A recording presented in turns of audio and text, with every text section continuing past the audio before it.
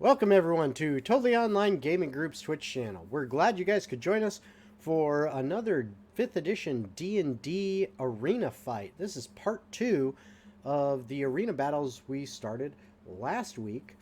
And this should be it, as next week, for those of you who were watching last week, next week we will not have an episode. I'm sorry about that, but day job stuff has got me out of town for 2 weeks, so we will not have any session live next Wednesday, nor will we have the collab build stream next Thursday, but we do have tonight's second half of our arena battles, as well as tomorrow night the collaborative build stream.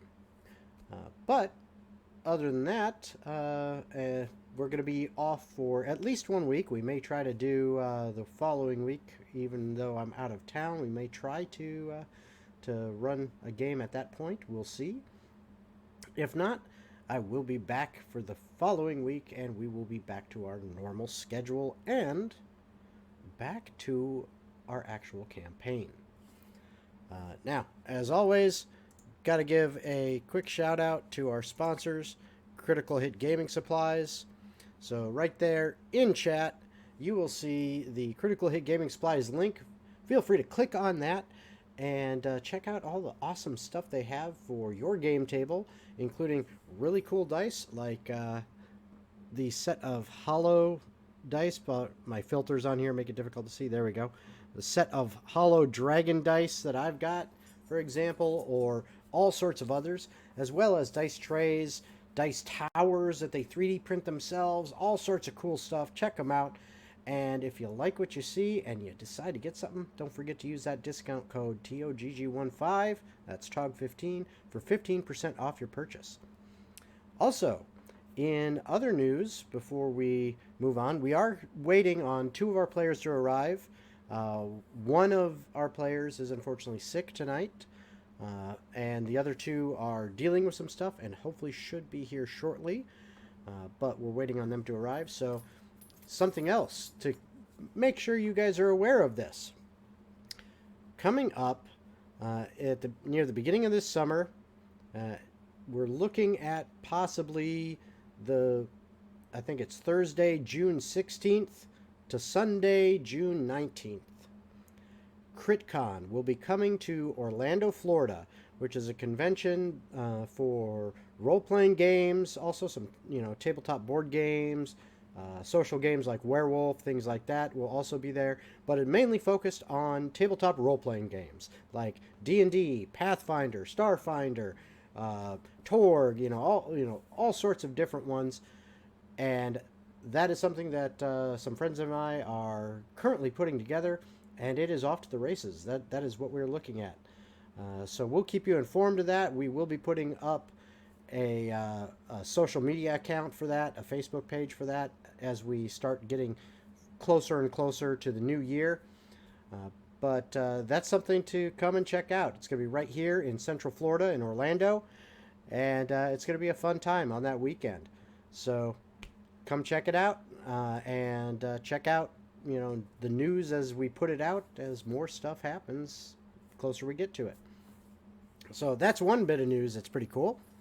Another bit of news that is also pretty cool. If any of you out there are dungeon masters and you said, you know what, I've always liked to earn a little bit of money with my dungeon mastering skills and abilities that I've been working on for long periods of time, and I just, want to share that with people and maybe get a little bit of money in return. I am currently working on a website that is being built for something that is going to be called Lair D&D. Yes, it's kind of a pun on Airbnb, but it is Lair D&D. And Lair D&D will be a website that you are going to be able to, and an app eventually, that you are going to be able to go to and say, hey, I want to look for a dungeon master that is available in my area for these dates and times that would be willing to run, let's say, like a 4-hour game that night for me and my buddies.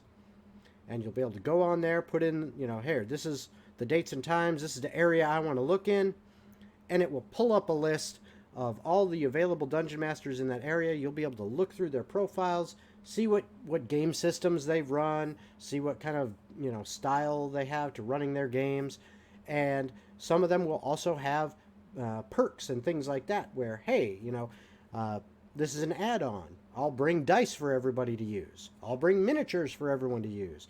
Or, hey, I've got all this 3D terrain that's just sitting in my house. I'll bring some of that and make you a really cool 3D, combat map that we'll be able to use. All those things will be add-ons. But if you are a DM that's interested in something like that, make sure you send me a message, because I have to build a stable of DMs across the country that will be available for this. And you're going to be earning basically all the money, with a small $10 fee going to the site for booking. But other than that, everything else is yours as the DM. So it's a pretty cool website and app, and I'm looking forward to it getting built. And we finally have one of our players. Yes. Okay, so we've got one of the two here. I'm still not going to put on cameras just yet. Is our other player going to be joining us on camera eventually here, or? You kind of cut out a bit there. Oh, okay. So he'll be probably like 10-15 minutes or something like that. Yeah, okay, perfect. So, all right, that's enough for announcements and all that stuff. I'm glad I was able to stall long enough. So here we go. Without further ado, we bring you our Fight for Your Life Arena Battles Part 2. All right. So we are back, and here we go. We are going to head over to the battle screen, and once our final player gets here, we will go ahead and I'll set up the cameras at that time and get those going. But as for now, we're just going to leave with the tokens. But here, we once again enter, if I can speak, the Fight for Your Life Arena, Part 2, where our characters that have entered this arena, not of their own will, have thus far fought off 2 challenges. One of armored troglodytes, and one that was ramped up quite a bit from something as simple as that. 3 bronze dragons. 1 young and 2 wormlings. So very small in comparison, but still 3 dragons, and they managed to survive. After each battle, their power seemed to increase as the figure that addressed them and brought them to this place waved his arms.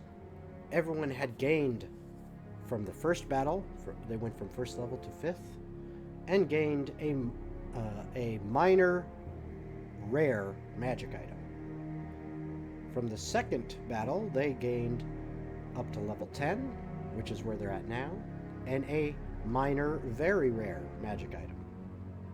Additionally, none of them had any recollection of how they got here, what was going on, or really any of their past, from this point forward. It was as if this is a completely step out of time.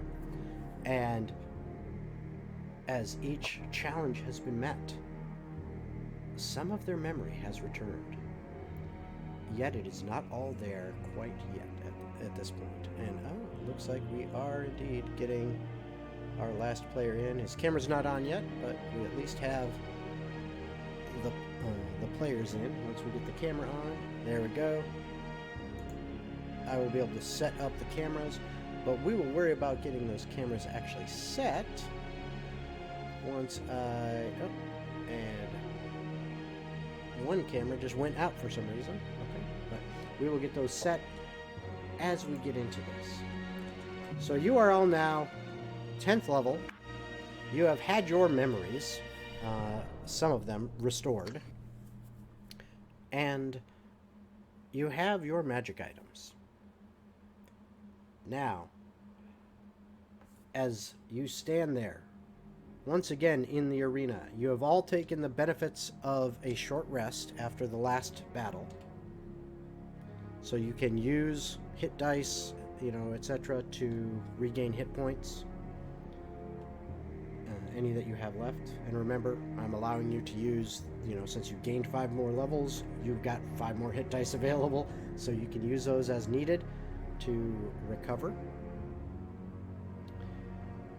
But now... To do this in order. Yes, but now the figure... So bad. It's okay. The figure... Hey, yes. Jason? Yes. I finally got you guys back. I don't know what's been said or is going on. I can't have Tailspire open tonight. That's fine. I will just describe it, what's going on to you, and you can theater of the mind it, just like we're having to do with Jacob. And Yeah, I will move your characters as needed. Thank you. Yep. So, real quick, I'm going to just go in here and fix these. Just so that we've got them all done and we don't have to worry about them anymore.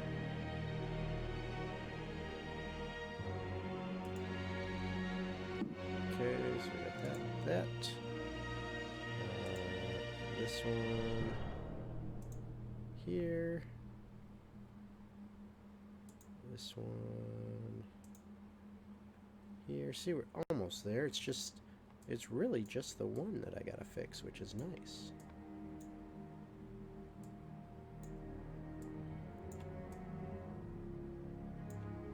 Is there a way to rotate your character without... Yes, if you hold down Alt when you click on your character, you can then rotate them.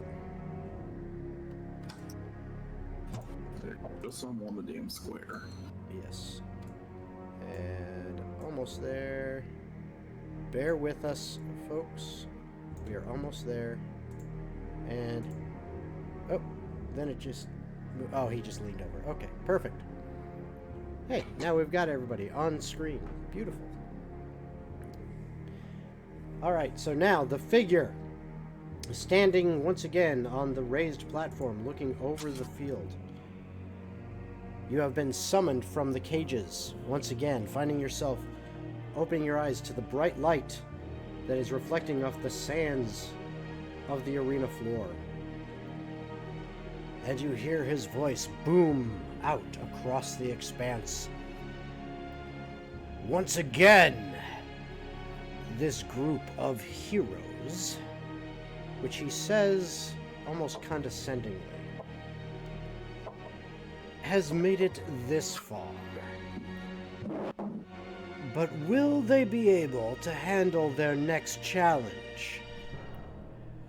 Ladies and gentlemen, let the games begin again. And as he says this, you see, standing on each of the 5 pillars that are in the arena itself, figures appear with horns and distorted, deformed bodies, reeking of sulfur as they pop into existence. And you find yourselves looking up upon 4 bearded devils, and on the center pillar, a horned devil, staring down upon you all. And I need everyone to roll initiative. You said they're made of sulfur? Sulfur, yes, as they pop into existence on the pillars. Would my character know that they're flammable? You know what? I'll say, give me a history check. Actually, okay. For these, it would be... I'll allow history. Why not? Would Dinah have started to remember hearing about things like this? If you want to roll history as well, go for it. I got a Anyone 17 does. Okay. for the history thing, and Okay. for my initiative, sorry. For my initiative, 25. Initiative is 25. Very nice. So that's For my history check, I actually got 21, and for my initiative, I had gotten 13 plus 9, 22. okay. Hold on one second.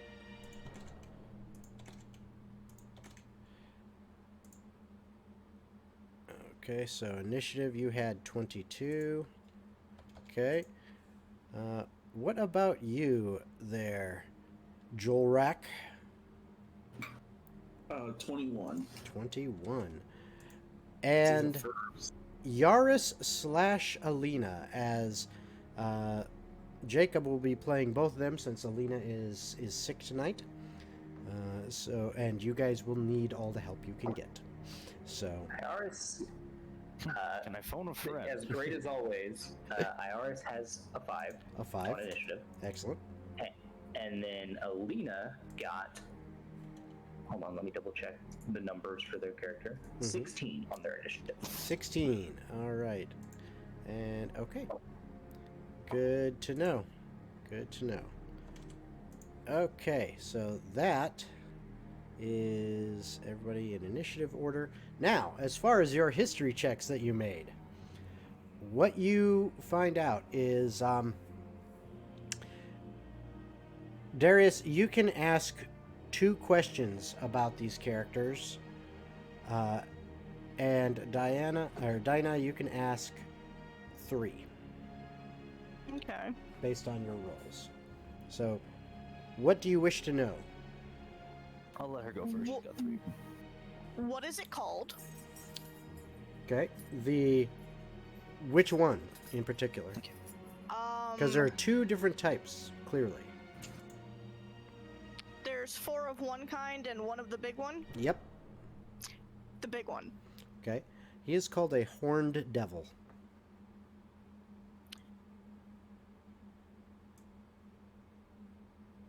Does he have any resistances? And what are they? That's a very good question. Does he have any resistances? You can learn, let's see, resistances. Yes, here we go. You learn from your memory, resistant to cold, bludgeoning, piercing, and slashing from non-magical weapons and attacks that aren't silvered. Okay. So if you have Do I a still magic have one more weapon question? or if you have a magic weapon or a silvered weapon, then that overrides that resistance. You still have one more Okay. question.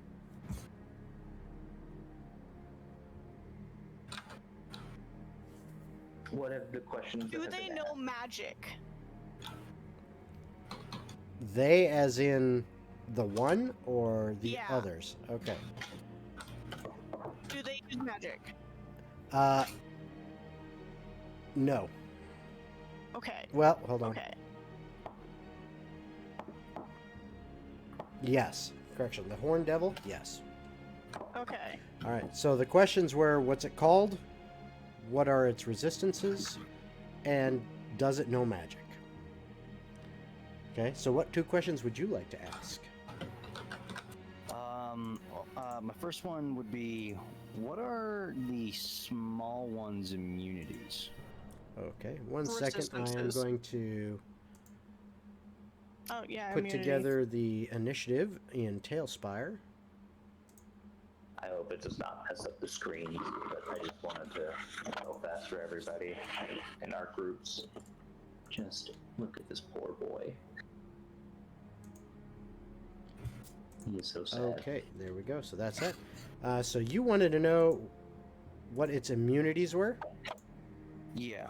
Okay.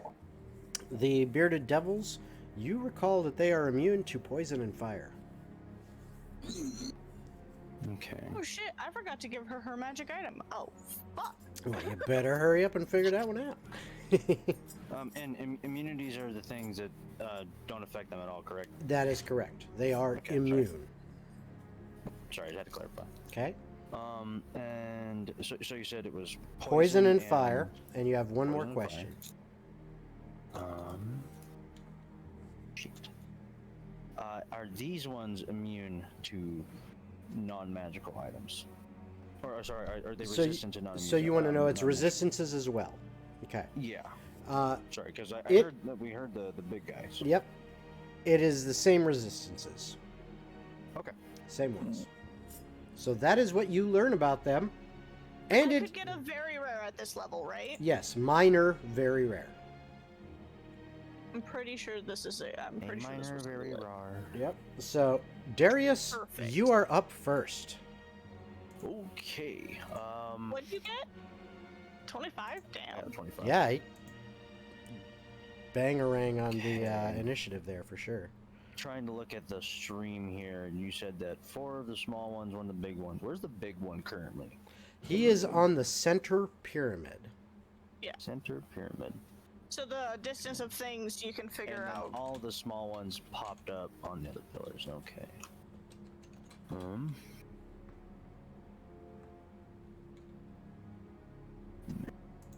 Yep, so those 5 pillars that are kind of not quite evenly spaced, but it's like spread around, 4 of them are more towards the outskirts. And then there's one that's not in the very middle, but closer to the middle of the arena floor. That's where they are. The Horned Devil is standing on that central or more central pillar, and the other 4 are on the ones that are, further out. Okay. And I know that they're We resistant. leveled up your character so well because you have the thingy that every shot you do, you can make a magical arrow. That's what I'm looking for. I wanted to make sure that I actually said it correctly before I said I can do this. Where the hell will I find it again? Give me a second. Sorry, technical difficulties with myself. No problem. Because I remember reading it. Yeah, there's something that gave me the ability to, every time I touch one of my arrows, I can make it a magical arrow. Nice. I just can't recall what the hell it was. It's not popping up. Magic arrow. Whenever you fire a non-magical arrow from a short bow or long bow, you can make it magical for the purpose of overcoming resistance and immunity, but the magic fades away from the arrow on a hit or miss. Where are you seeing this? I want to read that. Features. Ah, thank you. That's And what scroll down more towards the bottom. There you go. All right. All right. Now that I know that, I am So going every to... shot you do, Yep. I'm going to decide and take... should I aim for the big guy or the little guys? What to do? I'm gonna aim for one of the small ones. Okay. Off to my... I'm gonna aim for the... I would say he would be off to my left. Off to your left. Okay. Yeah, I believe so. okay. The row. Okay. So right now, to give you guys kind of a description of where you are, since you're unable to get into Tailspire right now due to internet. Basically, you guys are kind of standing how you have found yourselves standing before, in a line that is facing the big guy who stands on the raised dais platform thing. And probably about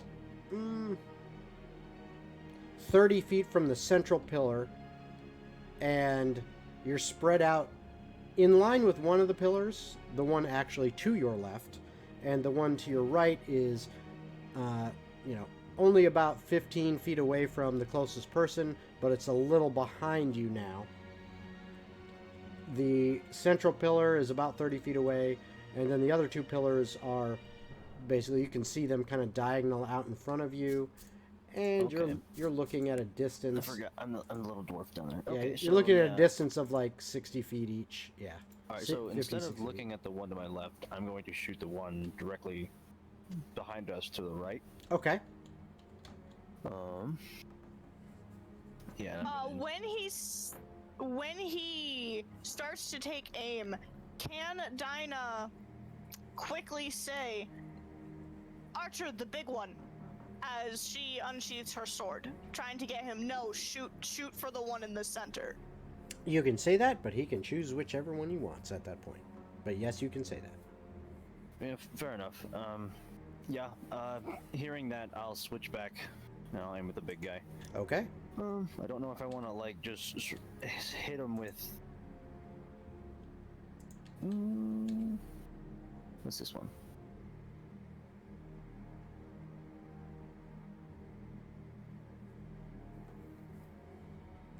I'm gonna use my arcane shot on him.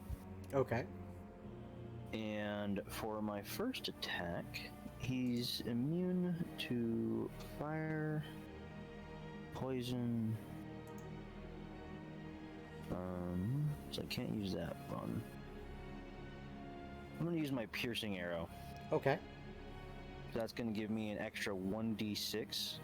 All right. It also creates a line of 1 foot. So I don't think there's anything directly behind him that I can hit behind him. Let me look at your. Not at your current angle. No. Okay. Yeah. So I'm just gonna roll to hit him then. Okay, go for it. Okay. Now roll back up. Alright. 12 plus 9, 21 to hit. That will hit. Okay. Nice shot. So, thank you. So Takes an that extra is- 1d6. Mhm. That is 6 plus 5, so that's 11 plus 4. All right. So So as 15 damage on that first shot. as you line up your first shot, spinning towards the bearded devil that is on the pillar slightly behind the group, you then hear as Dinah says, "No, aim for the big guy." You spin around and unleash your arrow, and it flies true, striking him right above the hip in kind of his lower left side. And he goes, "Ah!" as he takes 15 points of damage from you. And That did it look looks like like it all went through. I mean, based on the it was a clean accuracy, shot. yeah, based on the accuracy of the shot and how far you had drawn back on the bow, it looked Okay, like it did so- the damage you thought it should. Curious then. If it creates a line 1 foot wide and 30 feet long, Mhm. oh, he was supposed to make a dexterity saving throw on that piercing arrow. Okay, what happens? Apologies. What happens on that? On failure, a creature takes damage from the plus 1d6 piercing damage. Okay. It takes half damage on a success. That's what it was. Okay. Okay. So, what's You the gotta pass a DC? of 15. DC of 15. Yep, sorry. Okay, so you did 4 points on that extra piercing damage. Yes. So that got reduced to 2 Okay. on that extra damage, as he Okay. handily passed that save. All right. So, I believe you have more shots. Yes, I do. And I was curious. Would you say that would technically create a big hole in that area? Well, I mean, it's an arrow sticking in him. Okay. I thought it would go right through him. No, Okay. no, it's an arrow I sticking in add him. my charisma modifier to my initiative. Okay. I forgot about my rakish audacity. You add your charisma modifier plus 4 to your initiative rolls. So you're actually at a 26. Yeah. Okay, well, we'll Okay. have... It's fine, it's fine I'm just going for to this round. fire my bad. a Yeah. magical standard arrow on this one. Mhm. And I'm going to try and aim for that exact same spot. Okay. Alright. 16 plus 9. 25, right? Yep, that will definitely hit. Go ahead and roll your Alright. damage.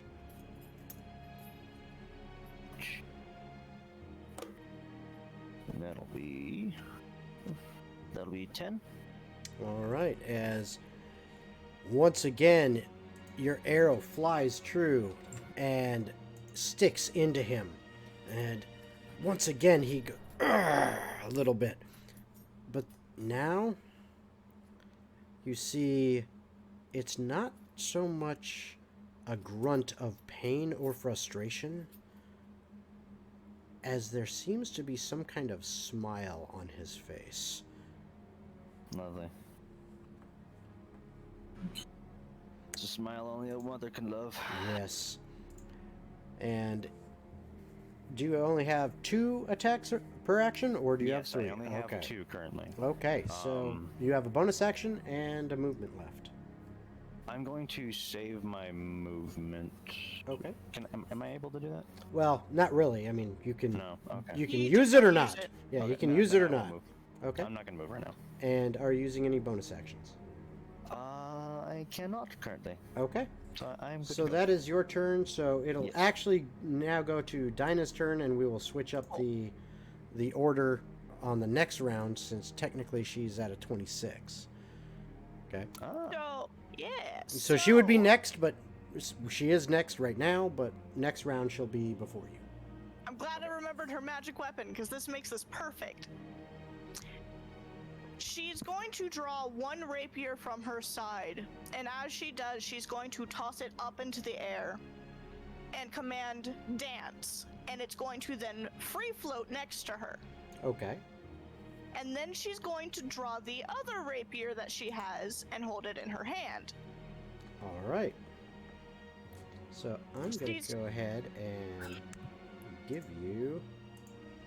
I'm just going to put a spiritual weapon next to you just to kind of indicate your dancing sword.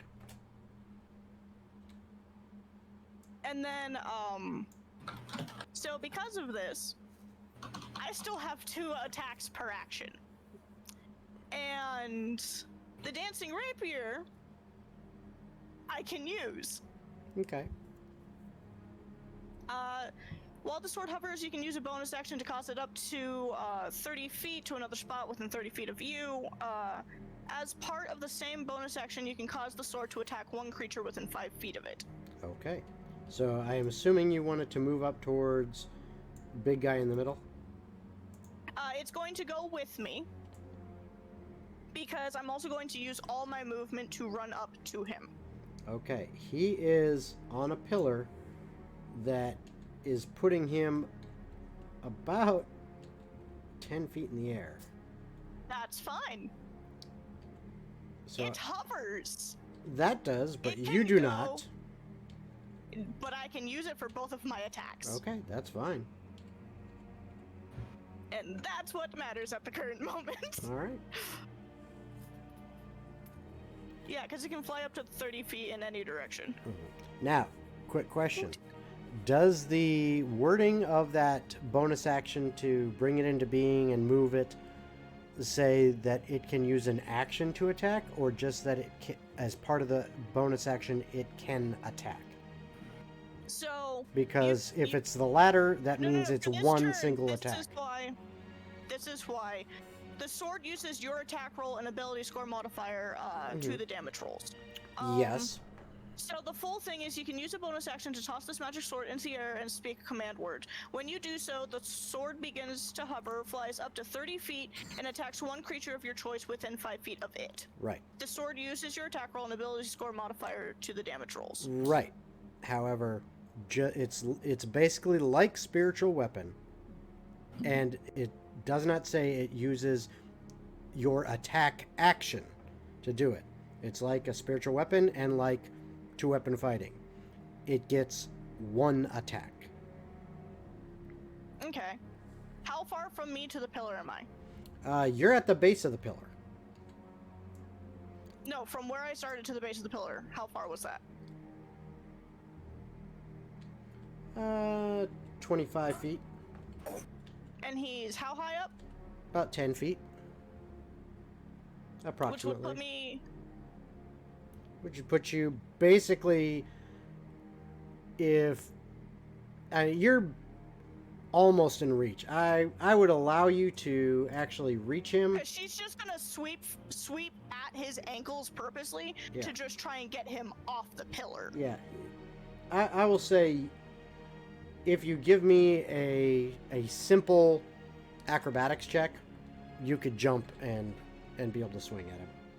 Okay, I do have a plus 13 to my acrobatics. Like I said, it's a So, simple acrobatics okay. check. You can almost tap it. I got a 17 plus 13. Yeah, no problem. So go ahead and roll your attacks as your Cool. dancing rapier and then you yourself with your rapier both simultaneously attack this. One attacking high and yourself attacking low in order to throw this creature off guard, hopefully causing you to strike through its armor. So, she knows her rapier isn't gonna do damage. She knows this already. Because he's resistant to it, which means he only takes half, right? Right, but he still takes damage, it's just half. Cool. That's brain do the good. Dope. I'm gonna attack with the dancing rapier first. Okay. So I'm gonna hit him with the magical one first. Okay.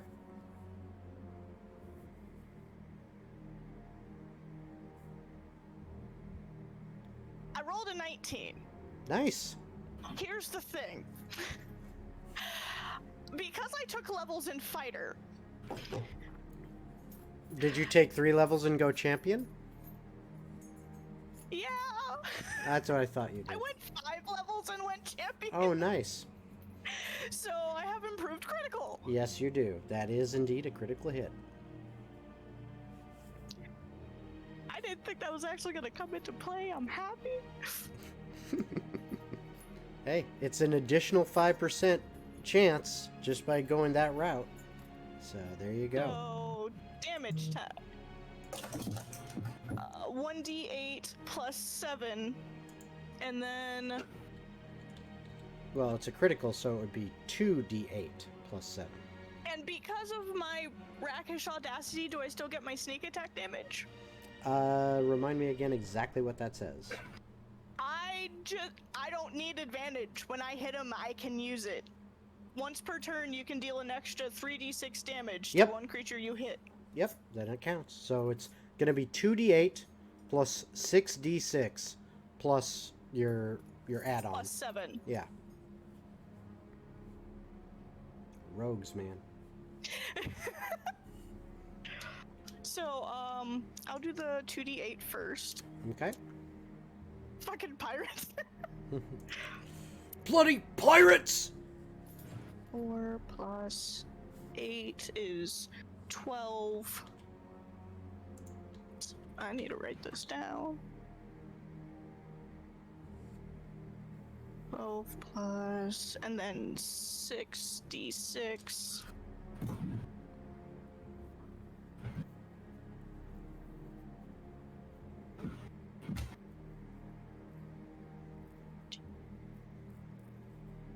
Mm-hmm. 21,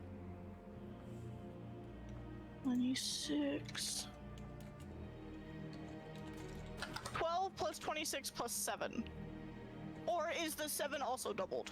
No, Or does 7 that is stay not flat? 7 is not Okay. doubled. That stays flat. So 12 plus 26 plus 7. So that is 38, 45 points of damage. All There. magical. Yep. Jesus Christ. Rogues, man. Tell ya. And then my rapier. Yep, go for it. Do I still roll to hit with that one too? Because Oh yeah, you still have to hit. Cool. You still Just have wanna to make hit. sure. Okay, that was a 15 plus 9 is... That'll hit. Cool. And then...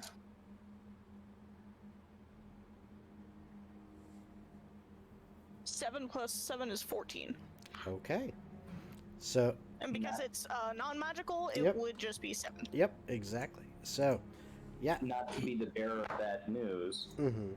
you're also a level 5 fighter who gets 2 attacks per action. Right, which is what she's gonna do The next. dancing rapier and the... Nope, nope. The No, I bonus get another one? the bonus action Is the allowed dancing is the rapier. dancing rapier. Oh, so I get one more hit with my You rapier. do. Okay. Thank you. I wouldn't have... That did not connect to my brain. Well, now it should. Yep. Just remember, it does take a bonus action to move it and attack again. Yeah, for the dancing Mhm. rapier. Yep. Yeah. I kind of figured anytime I want to use it, it's my bonus action. Mm-hmm.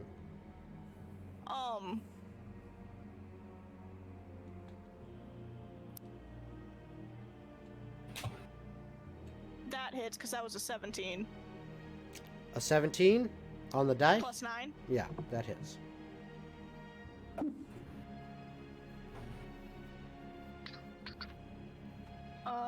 6 plus 7 Is is 13, so that is 6 points of damage. 6. All right. So he is not very happy with you. Did he get him off the pillar? Did he like teeter and have to jump off, or? Not at all. Damn. And it is now Jewelrack's turn. Okay. Eldritch Blast, the big die. A 19 to hit. Well, no, 19 plus 19 on the die plus 8, I think. Yep, that will definitely hit. All right. A 1d10. Is this a d10? No, this is a d8. That's a d10. Yeah. 9 damage. Okay. And he is knocked back 10 feet. No save? No save. I have Eldritch Wrath? Okay. No, Eldritch something. So as you knock him back. Repelling Blast. Okay. So as you knock him back. To the one I just attacked. Yep. Yeah. So as you knock him back 10 feet, his wings unfurl, and he is now hovering in midair about 10 feet off the ground. I'm gonna remember to bonus action rip my face off. Okay. Yeah. 4 plus how much? 4 plus 10, so I get 14 temporary hit points. Okay. And then roll to hit. Critical. Nice. That's a 28 to hit. Nice. All right, so it's 2d10, and because I ripped my face off, I can increase the die by 1, so 3d10. Okay.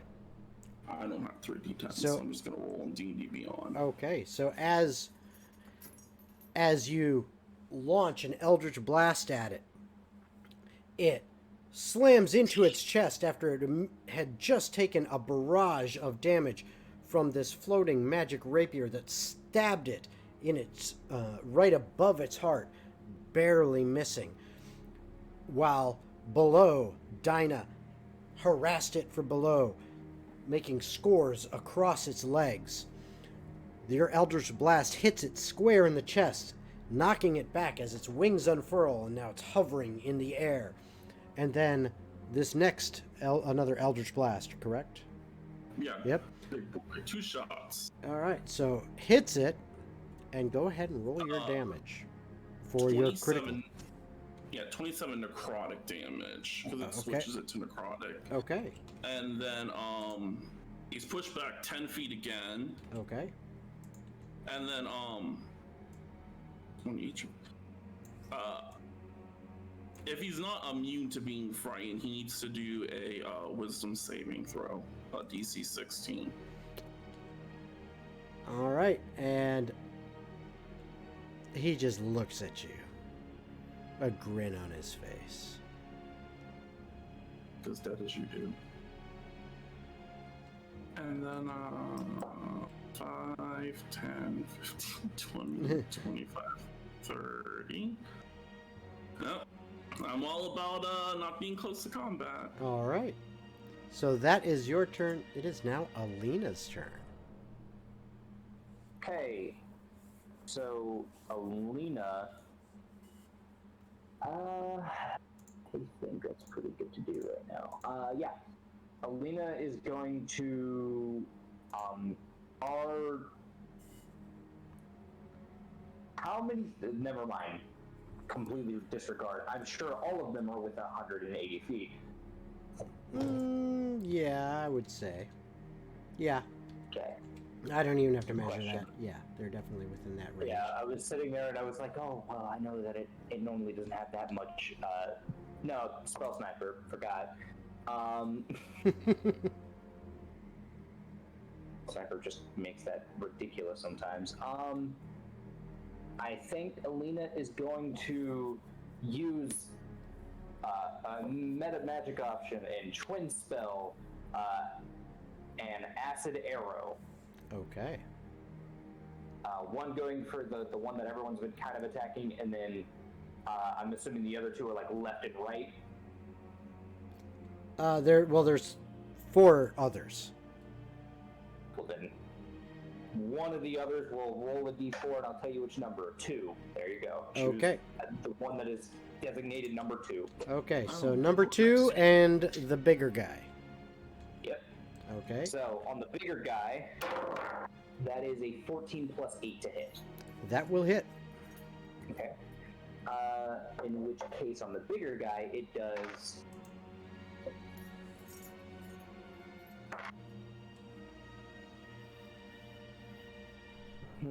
Hmm. 7 points of acid damage, Okay. and then on its next turn, it will take 2d4 acid damage. Okay. And on number 2, All right, let's do this. 16 plus 8.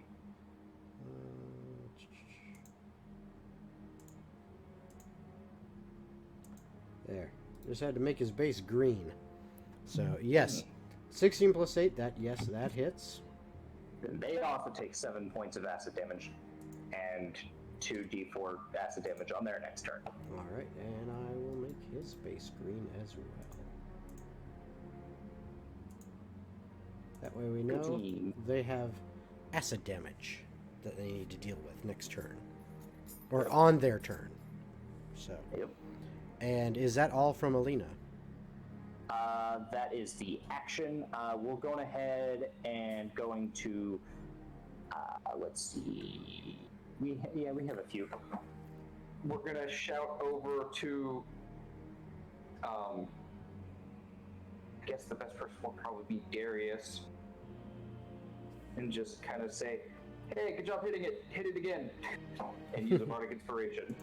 Okay. Which at this point is a D10 on an ability check, attack roll, or saving throw. Ooh, thank you. All right. Do I roll that now?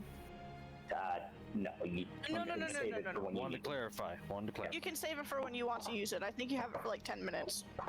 Cool. Thank you. it. Yeah, it's around for 10 minutes, which is 100 rounds. So, All right, hold on 1 second. I just gotta fix some stuff right here.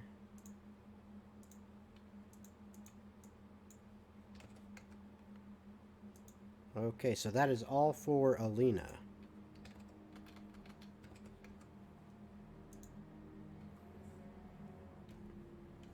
their full turn. Yeah. Okay. All right. So it is now their turn. As the first one, let's see, this guy over here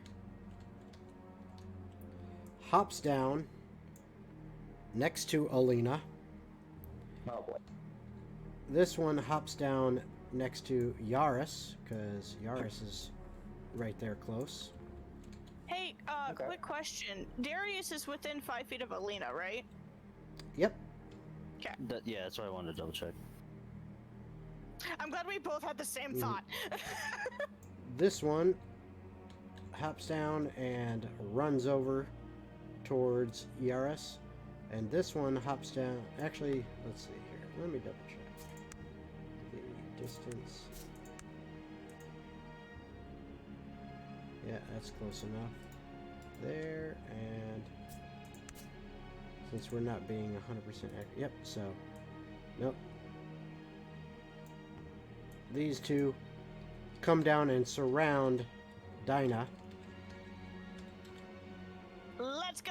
While the big guy flies over towards you as well. And the first one attacks Alina. Okay. As it has this very large beard that it actually leans over, and it's like a weird headbutt except with its chin. Chin butt. Yes, a chin butt or a butt chin. Oh no. And I'm pretty sure a 22 will hit you. Yeah. Yep. As it does 6 points of piercing damage as its beard actually penetrates to give me my +2. through Alina's armor, jabbing into her and drawing blood. How, And I need you to make a Constitution saving throw. Alina's the one standing right next to me, right? Yes. Okay, I can use a reaction, interception, to reduce the damage by 1d10 plus 4. Okay, go for it. Okay.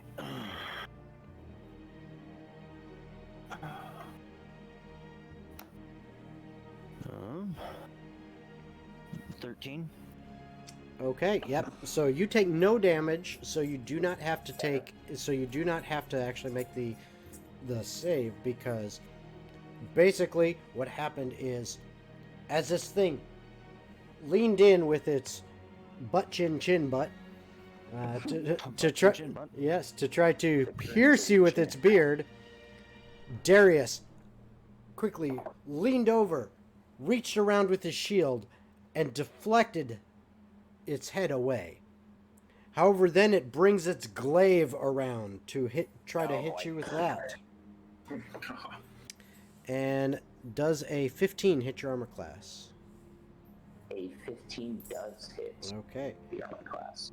And It doesn't say I have a limited amount of times I can use this. you do. It's It's a a reaction. reaction. You You only use it get once per round. yeah, you only get Only one one reaction time? per round. Damn, Yep. sorry. Can't help you on this one.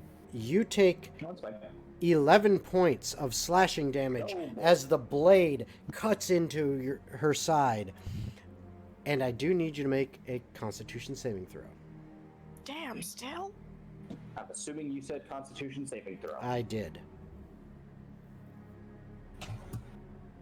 Don't worry, I'll save the one of So, the two. a Constitution save? Yep. Correct? That is correct. That's a 6. Okay, good to know. So you've taken 11 points, and it is now the next one's turn, as it attempts to attack Yaris with the same strategy. Alright. And wildly misses unless you have a 7 armor class. Luckily, it's above a 7. And it is. However, Constitution. the glaive just rolled a nat 20. As Okay. he feints with his headbutt butt chin, getting you to dodge out of the way, and then slashes right through where you jumped to, catching you right across the shoulders and the chest. It digs in deeply, and you take...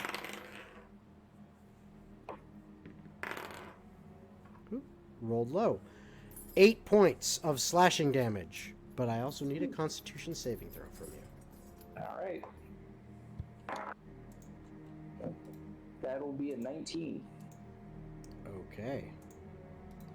So, you feel okay for now. Okay. The next one is going after Dinah. Once again,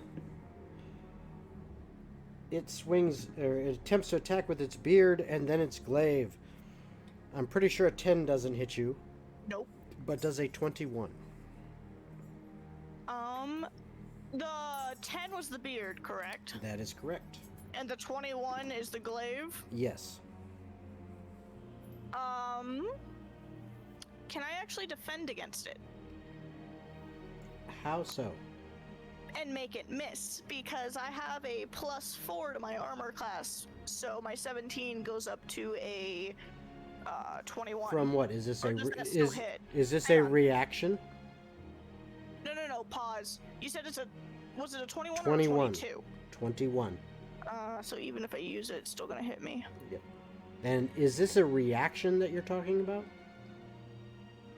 Yeah, that's what. But I'll just use Uncanny Dodge instead. Okay, to reduce the damage. All right. Mm-hmm. So that is 8 points of slashing damage, reduced by your Uncanny Dodge. Mm-hmm. So you take how much? 4. Okay, Oh, that's easy. there you go. So, and I need a Constitution saving throw. That I can do. Oh! That was a 22. Oh, all right. And the next one, oh Jesus, rolls a natural 20 with its beard, Fucking Christ. and then rolls a natural 1 with the glaive. So can we just call it canceled out and it does an average Nope. damage? Nope, that's not how it works. So, Wait, on a natural 1, can I attack it? nope. It's not how that I thought in works. combat, natural 1s you got... Oh, okay. Nope. So, So how do natural 1s work? natural 1s are just a miss. Yeah, 'cause An they were telling me automatic that miss. One day would attack us. It's just I'm an not about that life. It's just an automatic miss. No matter what the bonus is to hit. So it ends up doing 9 points of piercing damage with its beard. Another con save? And I need another con save.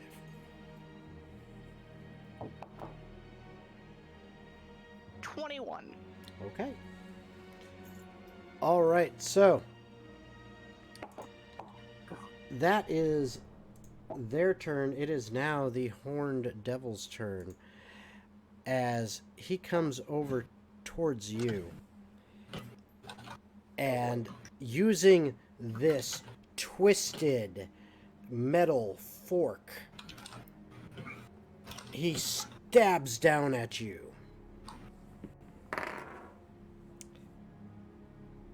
And rolls very shitty. A 14, I'm sure, does not hit you.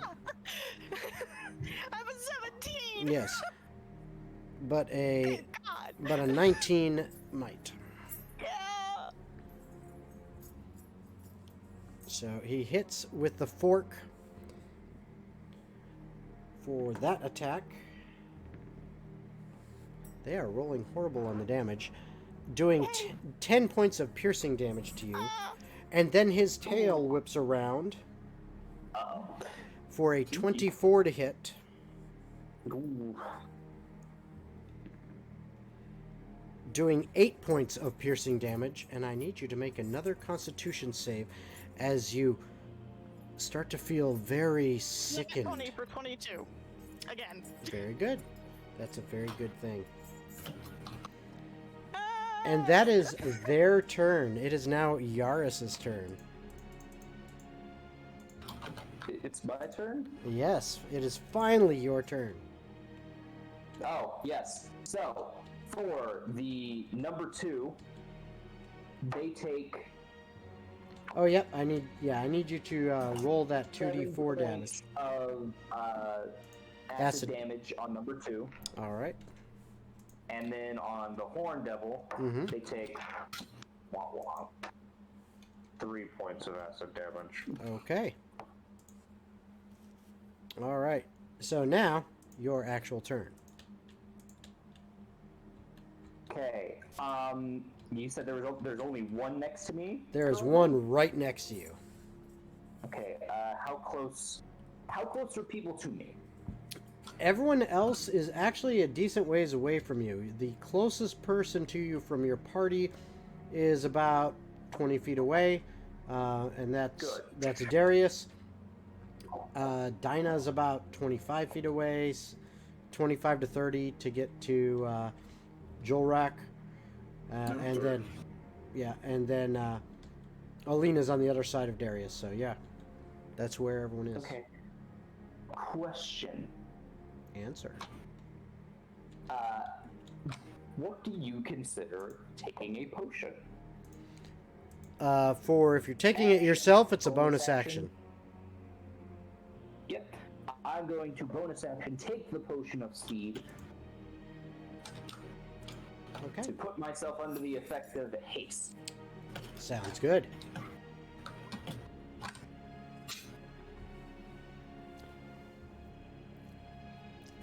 So that's your bonus action. Sorry, I'm just trying to calculate each different thing just to make sure I have it all right. No problem. Against that, speed is doubled. Okay, so I have 60 feet of movement. For my regular action, I'm actually going to cast the spell Anti-Life Shell. Okay. What happens is a shimmering barrier extends out from me within a 10-foot radius and moves with me, remaining centered on me, and hedging out creatures other than undead and constructs. Okay, hold on. So anything that's within 10 feet of me is now pushed away from me by 10 feet. Okay. Help. Yep. I will try. All right. So it gets pushed 10 feet away from you, forcibly. Does that stay active? Does that stay active? Yes. Well, it's concentration for an hour. Please come over to me. Please push them away from me. Problem with that though, if he moves so that an affected creature is forced, the spell ends.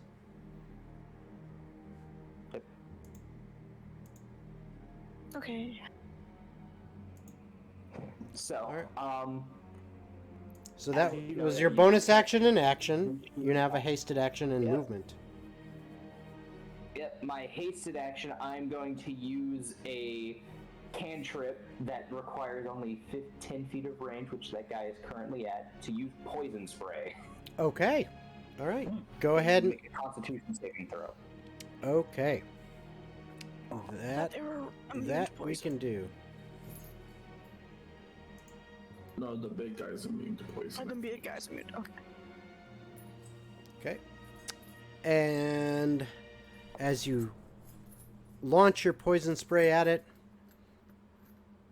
it seems to have no effect. Okay, they're also immune to poison. Question. Yes. Is it because they got a higher saving throw? You're not sure. You just know that it didn't seem to affect him. Okay, because I have a feat, I ignore...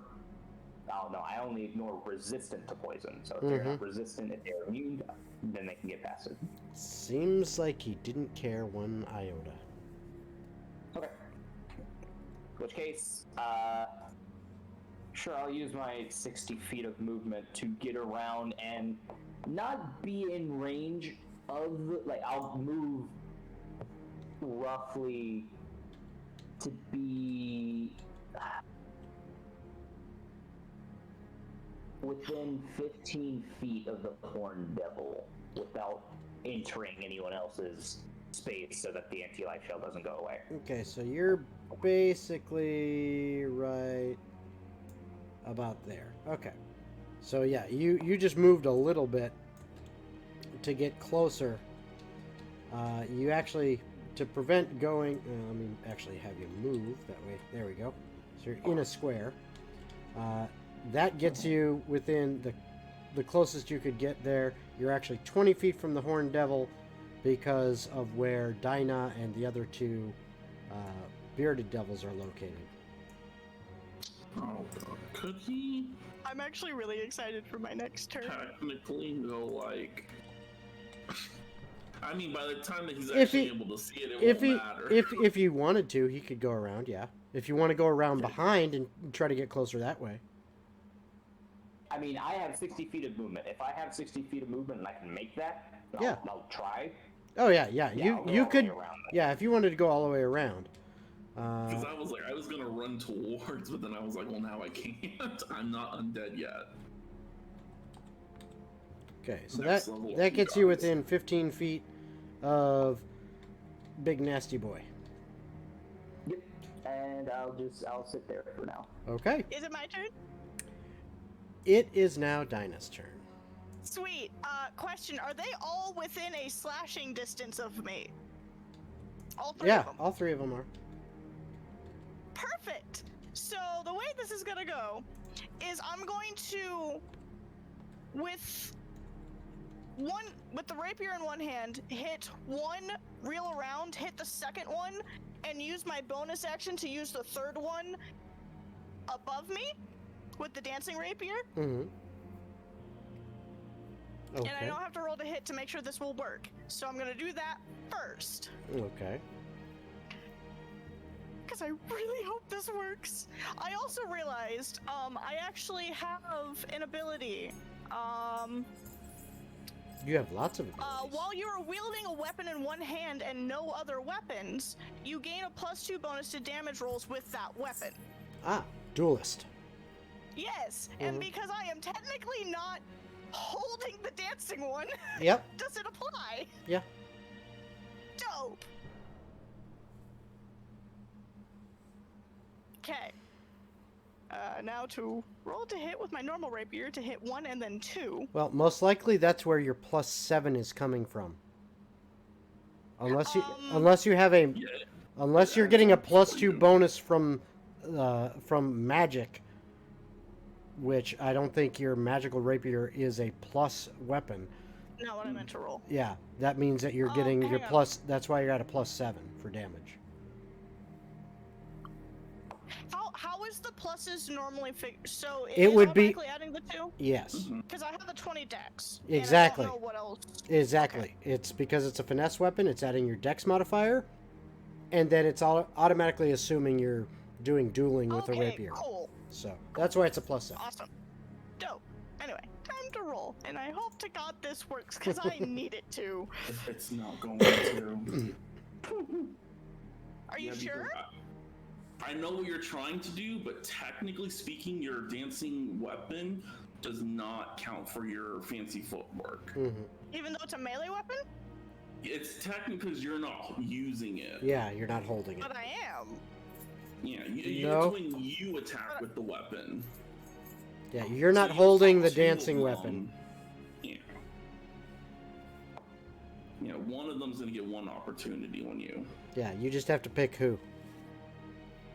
I would say attack the big guy and one of the little guys hit you. Or No, try to it hit just you. says if you make a melee attack. It doesn't say I have to be holding it. During your turn, if you make a melee attack against a creature, that creature can't make an opportunity against you for the rest of your turn. Yeah, but so the way it That's the it exact works. word. All right, you know Yeah, what? 'cause Hold technically on. speaking, Hold on. Your sneak attack. Hold shouldn't on. work either. I'm the DM. I'm gonna make a call. I'm gonna say, because you're gonna need it, it works. Fuck yeah! Because if you haven't figured out, this is. I'm enjoying it so Yeah. much. I'm having so much fun with this because I get to do so many things. So I'm gonna, even if that's not the exactly how it works for this arena, that's how it's gonna work. Okay, so the first hit I got an 18 plus 9. Okay. So yeah, that definitely hits, and that was against That would be the one. the bearded my one of the right. bearded ones. Okay. Yeah. All right. So So I will roll that damage Mhm. first. And I'm just gonna make that a normal. So that is 5 plus 7 is 12 divided by 2 because the resistant is 6. Because Okay. is it just the big one that's resistant to the slashing in nope, from a non-magical, or is it also Nope. them? it's also them. Okay. That's what Darius also asked about. Okay. So yeah, that would just be 6. Okay. And then she's gonna turn and hit the second one. All right. Which that is a 16 plus 9. That'll hit. Cool. And that is another 12. Okay, so another 6 points of damage. And then with the dancing rapier, Mhm. I will use the sneak attack on that one if it hits. All right. Which was a 19. Nice, another crit. So do you want me to roll the damage out for that one still? Because I don't Yes. know how much it has left. Okay. Yes, Cool. you have to trust me. Because remember, although it's not likely, you Six should plus always 8. roll the damage out if just because you could roll all ones. So 6 plus 8 is 14 plus 7 plus... Is 21. So 21 plus 66. I just rolled 3 6s in a row. That's a good start.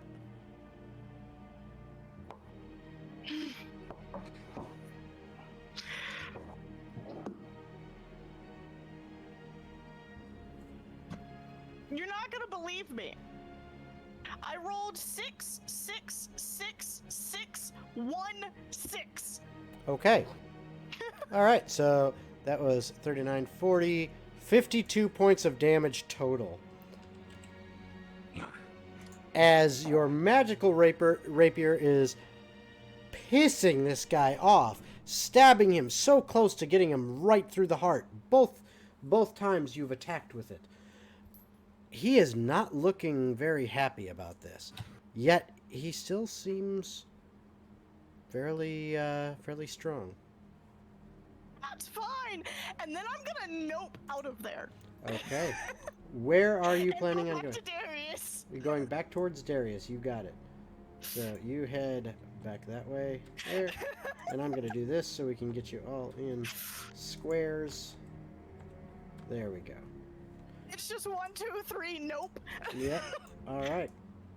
So that 'Cause is if I your had turn. to take that damage, I would have been fucked. That is your turn. It is now Darius's turn. Okay. They are all still within that grouping, right? Oh yeah, they're still over there. Oh, do it. Okay. Do it. I am going to use another arcane shot, Okay. and I'm going to use my grasping arrow. No, bursting. No? My You're gonna want to use the arrow. bursting one. Okay. My bursting arrow. Calm the fuck down. I will use my bursting arrow, and I'm aiming for the big guy. Okay. And it says that immediately after the arrow hits a creature, the target and all other creatures within 10 feet of it take 2d6 force damage each. Excellent. Alright. And because he's hovering just that right distance. Oh yeah. Yeah, they're all close enough. Oh, I got a nat 20! Holy shit. You guys are needing this. You don't realize you're needing I was planning this. to use the plus 10. Okay, so does that doubles that, right? Does That make it doubles the 46? that doubles the So- dice, yes. That's a 29 to hit. Mhm. Oh, That boy. yeah, well it's a nat 20, it automatically hits. Yeah. I know, but that's still just a crazy number to hear. Yes. So It's That'd be- 2d8 it would be- plus 5 plus 46. Mhm. okay. Well, it's 2d8 plus 5, and then the 4d6 is separate because that affects also the other guys, so I need that damage separate. Okay. So that is 8 plus 5, so that's 13 Okay. for the longbow damage. Mhm. But then it's 46 for the one guy. Well, it's is there a save for that at all, or is it just Nope. No. not No, at all. okay, so yeah, 46 for all three of them. Okay. So 4, 5, 6, and 5. Okay, so that's 20 points of damage. So all Okay. three of those guys take 20 points of damage from that. And that's all magical because it was magical Yep. arrow, so. And Okay. it no, I think it just explodes, Okay. or it just hits him with force damage. I thought it might have. Yeah, it doesn't push him back. Okay, so that's your first attack.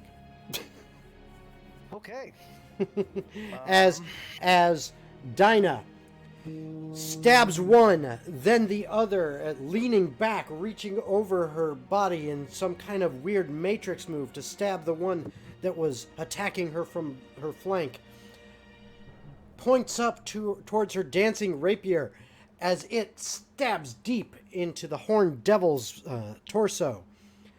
She then, practically flipping out of the way, makes her way back over next to Darius, who, waiting until she is just far enough away, launches an arrow that slams into this horned devil, exploding into an area that encompasses not only him, but the two next to him, all of them reeling from such an attack. You draw your bow yet again. I'm trying to think here.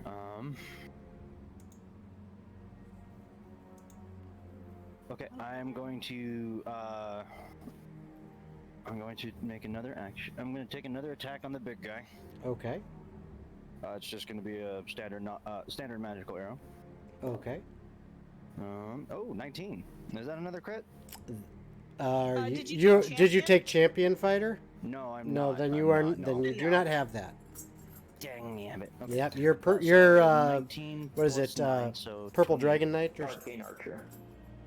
Yeah, I'm an Arcane Archer. Arcane Archer. Okay, yep. So That's how the Arcane yeah, Archer is happening. that will definitely hit. Okay. Question: does anybody have an ability to use acid at all? No. No. Okay. That will be 9 points of damage. All right. Again, another magical arrow. This time, just not exploding. As it flies and sinks in next to the one that previously had hit and exploded. Okay. I'm also going to use my action surge and make Okay. another attack on him. All right. Come on. Be nice to me. No, you weren't that nice. Does a 16 hit? It does not, as your Okay. arrow flies I'm past going him. to use my curving shot as a bonus action. Okay. I get to re-roll Mhm. and attack another target. Okay. Okay. Right. 17 plus 9. That definitely hits. Okay, cool.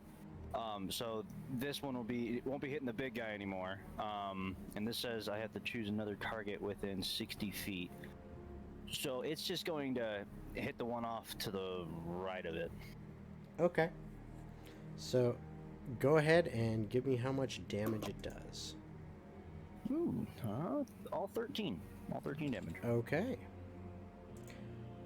All right, and the two bearded devils on the ground near the horned devil do not look so hot anymore. Well, thank God. And that will be the end of my turn. All right. It is now Jewelrack's turn. Oh, okay. Oh, I am having so much fun. I run to this guy. I take out my great sword. Awesome. That's definitely gonna hit.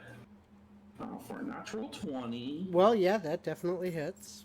I am going to Eldritch Smite. Ooh. I don't know if this guy's gonna make it. So, I'm gonna need help. So when I crit, it's 4d6, right? When 'Cause you the weapon is- when you crit, all of the dice are doubled. So figure out how many dice you're going to have to roll for your weapon, your so I smiting, need help and with then that. just double So- all those dice. Do you need help keeping track? So Oh, he's 4d6 for the great sword. Okay. And then I'm gonna turn to necrotic damage, so that gives me an extra d6. Okay. So would that be 2d6? Yep. No. It only, because you said it only adds one. No. Or is it because it's critting? It's doesn't add critting, one? you double all the dice. You don't So double the 66. bonus, you just all the dice. Okay, and then so Eldritch Smite gives me 1d8, so I make that 2d8, and because I'm Yep. using a 5th level spell slot, that's like plus 5 additional d8, so another additional 10. 10 So D8. 12d8. Yeah, 12d. So 66 plus 12d8 plus whatever your normal plus is. Plus 2. So 66 plus 12d8 plus 2. Roll it. I should have took my headset off. Oh, why is that? It's because I had the clown dice, so they jingle every time they bounce, and that Oh. was just too much. 69 damage. Holy shitballs. This guy had not even been hurt. to this guy over here. Yeah, this guy. And because I Eldritch whatevered him, he's knocked prone. Yeah, he's knocked prone. Kicks him out so alive. He's not knocked prone. He is knocked into oblivion as bam, he just goes down. You literally, you bring your greatsword out, and it seems to glow with this unearthly black light surrounding it, as the necrotic energy seems to be just spilling off the blade. You bring it down through its skull, through its face, its beard, its chest, all the way down to its groin. It literally is cleaved in two, and both halves fall to the ground in a mess with just entrails and everything just everywhere falling on the ground. It is disgusting, but more than that, it is probably one of the most impressive things any of you have ever seen. In fact, even Dino right now. the She's horned, just like, yeah, even the "I'm glad horned we're on devil, the same team." yeah, even the horned devil is, its eyes are now wide with shock as to what just happened there. And be like, oops. Now I will say I instantly regret making Rogar a full paladin. I didn't know that. I never read the second part. I always thought it only did 1d8 damage. I was like, that's so. Yeah, oh I no. never read the second part. Yeah. So now I'm like, fuck my life. Hey, no, Rogar still does some massive damage. Rogar Yeah, still that's does some true. massive damage, so be good with that. Yeah. So is that your turn? You've done action, bonus action, and movement, correct? Yeah, sadly, All right. I can't swing. I'll just attack the ground again because I want to use my other attacks. Okay. I get two when I do it. Okay, and you create another crater. Yeah, 19 to All hit right. the ground. Yeah, and you sure do. All right, it is now Alina's turn. Okay. Is there anything that happens to Alina? Or are they good? Right now, hold on, let me double check.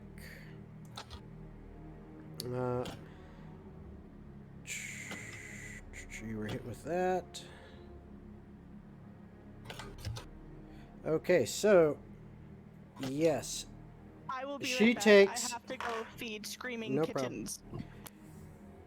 you take 3 points of damage due to this wound that the glaive has cut into your side that doesn't seem to want to close normally. It is bleeding excessively and already smells foul. Okay, that doesn't feel the best.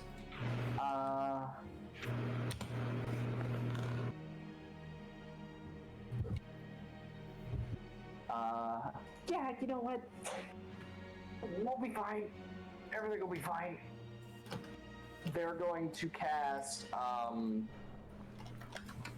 let's see, on their action, they are going to, use their cantrip Blade Ward Okay. on themselves. Okay. So until their next turn, they have resistance to bludgeoning, piercing, and slashing attacks Okay. dealt by weapons. Gotcha. Specifically dealt by weapon attack. Mm-hmm. And then for the bonus action, they're just going to kind of look at themselves like a wound, you're fine. Wound, you're fine. And cast Healing Word. Okay. Okay. So go ahead and roll your hit point 7 increase. points of healing. Okay. And the wound closes. No longer seems to be Oh my God. seeping or smelling foul. It's as if that purged it of whatever decaying rot was there. Free action. Hey, if you guys get hard wounds, just magically heal it. I think it's fine. Okay. That will end Alina's turn. Okay. So that was Alina's turn. It is now their turn. As well, that one's gone. Sorry. These two. Let me I was just going to hit the check. second time. That's what I thought. Come to me. Oh, by the way, did you move? Oh, she's not there. I'll ask her when she gets back. I'm back. Oh, you're back. Okay. Did you bring your floating dancing rapier with you, or is that still over there? During its action, as I moved after it hit, it would have come with me. Okay, that's all I needed to know. I just wanted to know if it came with you. Okay. Why? Just to know where it was. Okay. But no, seriously, what happened while I was gone? Nothing. Alina healed herself, and it just got to their turn. Really, guys? Yep. I mean, that's quite literally all that happened is that Alina, Blade Warden. You weren't healed gone for very themselves. long. It was like maybe a minute. Yeah, literally just a minute. What? Barely one round in Okay.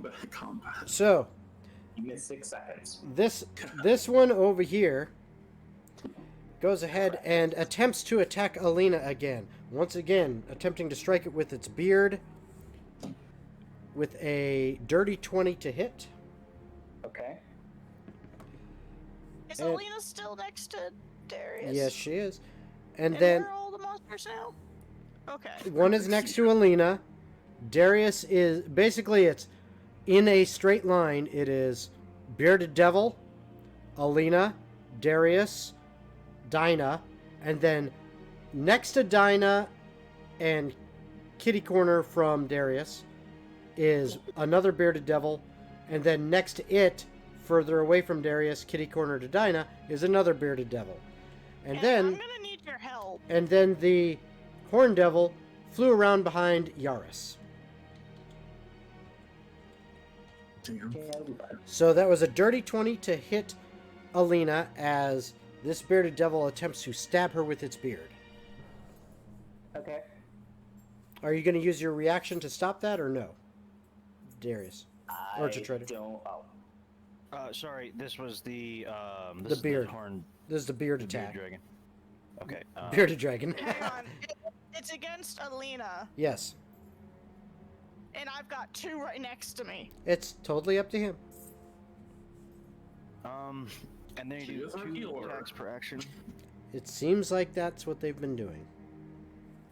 Technically, isn't Dinah looking worse than I don't Alina know. right now? Are they? I'm I not have keeping less track of than your half hit points. health. I was trying to. I'm not keeping track of your guys' hit points. That's up to you. Well, I I'm can at less than half. I can only stop one of those attacks from hitting you. So and are have you? 2 of them? So I'm again, just gonna sit point for now. okay. Sorry. So that is 9 points of damage as it pierces Alina's shoulder with its beard, kind of coming in close to her. And Would that be reduced because of Blade Ward? yeah, technically it would, because it does actually list it as a weapon attack. So that is instead 4 points of damage, but you do need to make another Constitution save. I can do that. That will be Constitution 13. Okay. Good to know. And then it swings the glaive, and that is an 18 to hit. Still hit. Okay. And that would be 7 points reduced to 3 from the glaive. Forbid words! As a reaction, negate 5 points. Okay, of so you damage. take no damage from that one. Okay. As the other 2, the first one swings at Dinah, or attempts to hit Dinah with its beard with a 22 to hit. Oh god, yikes. nothing I do would prevent that. Yeah, I'll step in for that one. Okay. So go ahead and use your reaction and roll your how much damage you prevent. Sorry, I pulled up.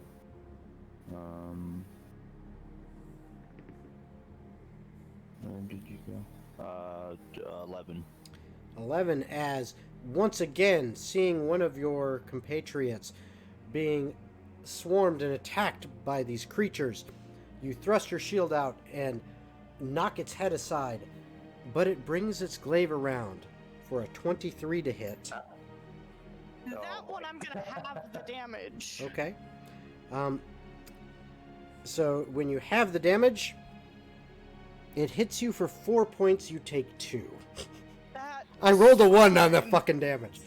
But you do need to make a Constitution save. Chance. Yeah, you do need to make a Constitution save.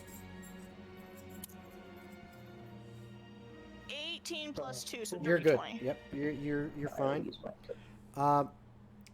The second one uses its beard for an 18 to hit you. Doing 6 points of piercing damage, and I need another Constitution save.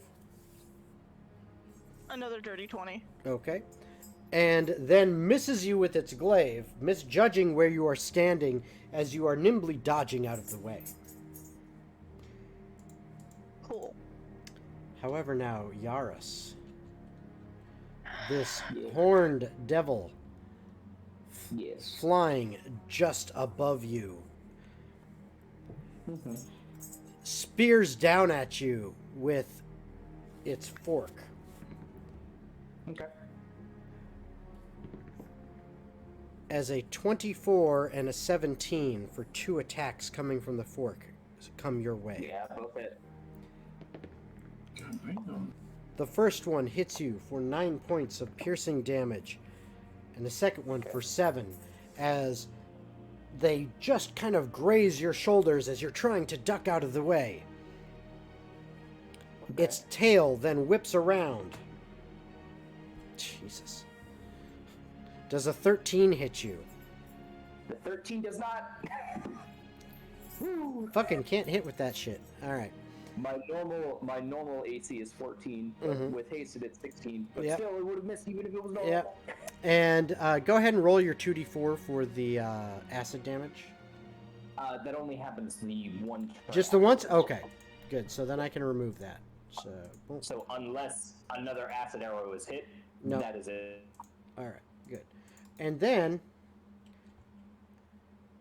he moves way over to one corner of the arena and goes about 20 feet in the air and is hovering up there. Oh, this is gonna hurt. And you can take an attack of opportunity. I can. Yeah, if you want. I don't even know if I have the chance to take an attack of opportunity. Well, it depends. Do you have any melee weapons in your hand? I have a scimitar. Alright. You can, if you wish to try. Or, if you happen to have the Warcaster feat, you could use a spell. Trust me, with my rolls, I did not get the Warcaster feat. Okay. Yeah. Yes, for anyone watching who's watching for the first time, Jacob made his character basically by randomizing everything. He rolled dice to figure out everything, so it was all by chance. Rogar also did mostly the same thing, except he actually picked his spells. That's the for the most part the only difference. So we have two characters. My spells are random. Oh, your spells are race. Oh, you picked your race. That's what it was. Okay, so other than that, we have two characters that are basically completely random. Now, question: are they within 5 feet for me to hit? Like two? Are you saying are ones within 5 feet of each other or 5 feet of you? Because nobody's within 5 feet of you right now. The one that moved away. Yeah, it's an attack of It's an opportunity. attack of opportunity. He was close enough that you could hit him, he could hit you. Okay. Wait, don't you have the antimatter life shield up? Oh I yeah, sure do. he did. So he wouldn't have been able to get close enough to actually hit you. So go ahead and remove that damage. Actually, in that case, if he couldn't get close enough, he would have done this instead. Sorry, guys. Okay. Which Question: what was the damage that was done? it was 7 and 9, so 16 total. I just wanted to make sure. All right, he would have done this instead. I forgot you had that antimatter life shell.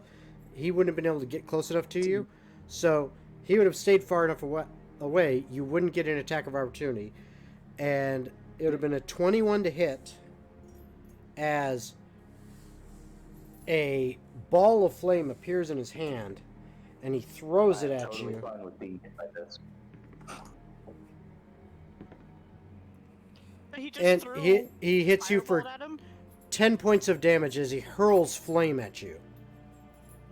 Reduced to 5 because I'm resistant to fire. Well, there you go. Because tiefling. Yep. So there you go. So you took less damage from that. But then he moved away and you didn't get an attack of opportunity, so that is his turn. It is now your turn.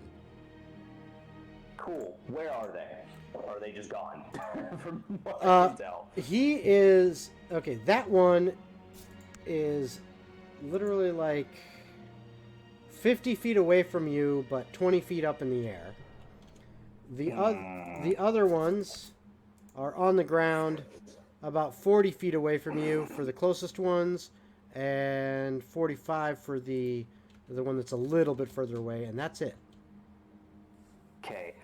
I will move to make sure I avoid people again to get to the Horned Devil. To get closer to the Horned Devil, okay? Yeah, there's nobody near. There's nobody near him, and you, with your movement, yeah, Directly below them. yeah, you're able to get there, no problem. Okay. That's well within your current movement speed. Oop. Cool. For my first action, pulling out a vine from their outfit, kind of swirls up and she throws it straight upwards using Thorn Whip. Okay. Does a 17 plus 8 hit. That does hit. All right.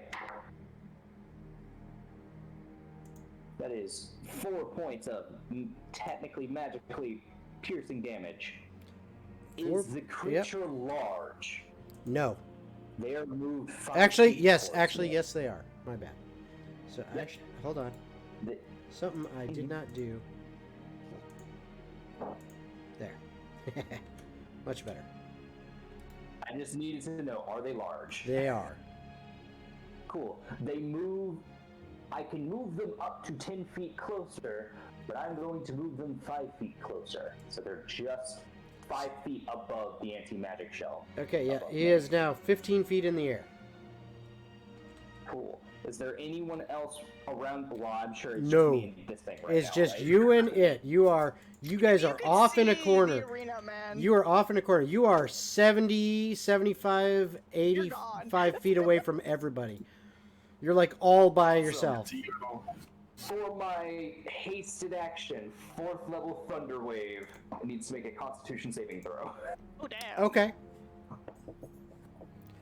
Yep. Good to know. Okay, what is the DC?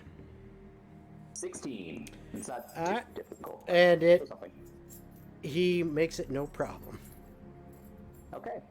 So they take, let's see, that plus that.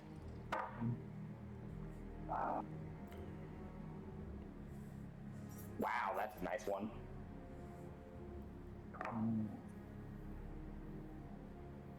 They take 21 points of thunder damage reduced to 10. 10. Yep. All right. He is not looking so good. And with my bonus action, is Dinah at least within 120 feet of me? Yes. Cool. I'm gonna use my Ball of the Summer Court. I'm going to use 6. Or no, I actually have 10. No, but I don't get them back because of the last one. So yeah, I'm gonna use 6 of my D6s. Ooh. And you heal.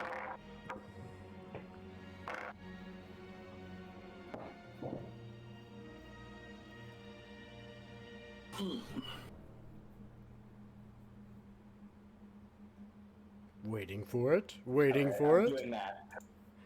Yeah, I'm sorry, I'm doing that. Okay. So yep. So yep. Once you're done with the math, you can let her know. And then I assume that will be your turn.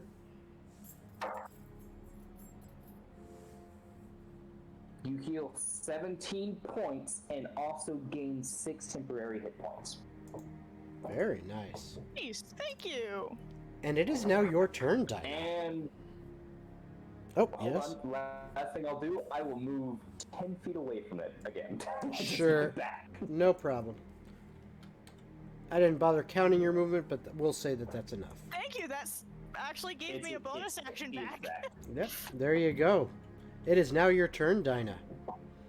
As you see, there So- are 2 of these bearded devils that are harassing you at this point in time. Because I don't have to use that now, Dinah is actually going to, in one go, put one away and let the dancing rapier fall back into her hand. So she's essentially just switching. Okay, So now she's holding the dancing rapier. okay. And what she's going to do, because it doesn't take anything to just let it be in my hand to re-grasp it. That's so fine. It doesn't. That's fine. I am then going to use steady aim, Okay. which gives myself advantage on my next attack roll on the current turn. The only thing is, I cannot move, Okay, and that's fine.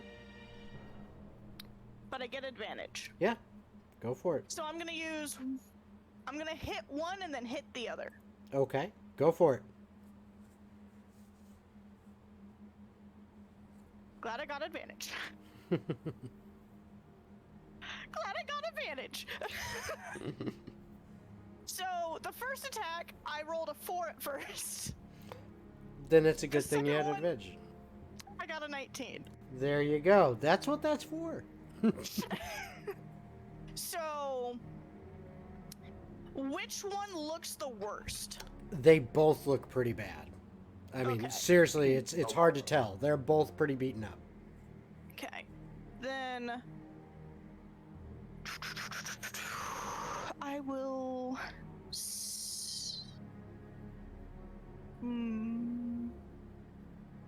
it's once per turn, so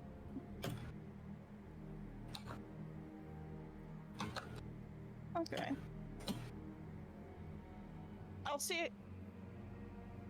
I'll see what the damage is, and if it dies, then I'll decide if I use the sneak attack damage as well or not. All right. Is that okay? Yes, it is. Perfectly okay. I would always recommend that, yeah, usually you want to go for, hey, like in your last turn, I would have said I attacked the Horn Devil first with the rapier, because that way, if you miss, then you can say, well, I'm going to apply the sneak attack damage on this other hit instead, because I Okay. missed. If you had missed that last one, you wouldn't have gotten, the sneak attack damage that Yeah. entire round. But I'm just, just to let you know. Okay. Learning curves. I'm Yep. really enjoying being an upfront fighter. This is a lot of fun. Oh god. 16 plus 7. Okay, 23 points. Yeah, it was full damage. Yep. And is that still considered magical? Yes, I because thought it's so. the dancing weapon. I thought so. All right, as you do that, you stab your sword right through its throat. The thin blade of the rapier extending through its beard, its throat, and out the back of its neck.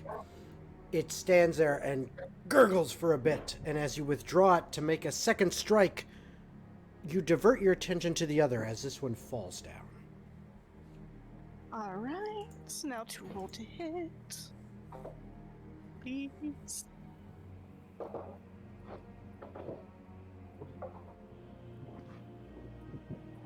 Please don't take my dice away. I bought them for you. Why would I take them away? Because I got a 20. I know, you and your damn luck. I'll take sorry. you guys once I'm there. Yeah, I will rely on Jacob to do that. He can take them away. I'm not there, so I can't. So, besides, I bought them for A you. few times and then I'll There you go. stab you. There you go. Just pull the luck out of them. Like I do with heat. Yes. All right, so go ahead and roll your damage. So this one I'm going to use my sneak attack because Okay. I only rolled a 2 and a 4. Okay, so you're going to be doing... So, it was, So you're going to be 6 doing plus 7. 2d8 plus, Yeah. plus 66 plus 7. Yeah, so... and Okay, then so the don't sneak even bother attack for rolling. this attack. Yeah, so for that, don't even bother rolling. Oh, okay. Unless you really, really want to, you don't need to because I just... Nah. Even if you rolled all ones, you still get it. Oh, cool. So as that one as well, you stab him also through the exact same spot with the precision of your blade. It's extremely impressive as Darius and Alina standing next to you see you just shink, shink, and drop these two. And that is your turn, unless you plan on moving. Well, no, you can't because you did your thing. I can't. Yep. So n- Nick is in the bathroom. He did ask me to go for him Okay. if he wasn't back in time. Okay. Well, it is his turn, and there is one bearded devil left who seems to be completely fine. He doesn't look like he's taken a scratch at all. And then the horned devil, who is hovering, using his wings to basically float in the air about 85 or so feet away. There's nowhere you can go, devil. I can Is the chase you seeking down. arrow part of the... Yeah, it's part of his arcane shots. Okay. So... How beat up does the... He's looking pretty Devil rough. throwing. He's looking pretty Pretty rough. rough? Okay. Yeah. So, here's how I'm gonna do this. Because I'm hoping this will work the way I want it to in one go. Okay. Because he can make every arrow he fires magical, yes? Yep. Cool. He's going to use... I don't know if he has any his arcane first shots left, though. action... Mhm. He's gonna use his first action to turn and aim at the devil, like, right next to them. Okay. That's, so he's essentially aiming exactly right past, Yeah, right past Alina. right past Elena. Mhm. And he's gonna aim to hit that one twice. Okay. He only has 2 attacks per action, by the way. He's going to have a third one. Okay, and how's that? Action surge. He already used No, it. then he got 4.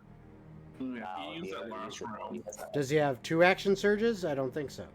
Because he already used it. On top of the round. No, it's once. It's a action surge. You get it only a certain amount of times. Period. Did level he use that He- last yes, round? 'Cause yes. I don't remember him using No, it. he did. Yes. Oh, did he? Yep. Fucker. Yeah. 17, he'll get 2 action surges. That's what I did wrong. I was looking at mine. Is he marking them off on his sheet, or? I don't know. Because you guys didn't put your sheets in the Oh yeah, he campaign. did. Okay, my bad. All right, time's ticking. Is yeah, it's part of the I arcane forgot shot. to do Okay, that. so I will leave it up to Zeke, and I'll just aim for. I'll For still the just bearded aim to hit devil? this one twice. Okay. Yeah. So go ahead and roll for your attacks for Darius, as he takes 2 arrows at the same time, fits them to the string of his bow, pulls back, and lets loose.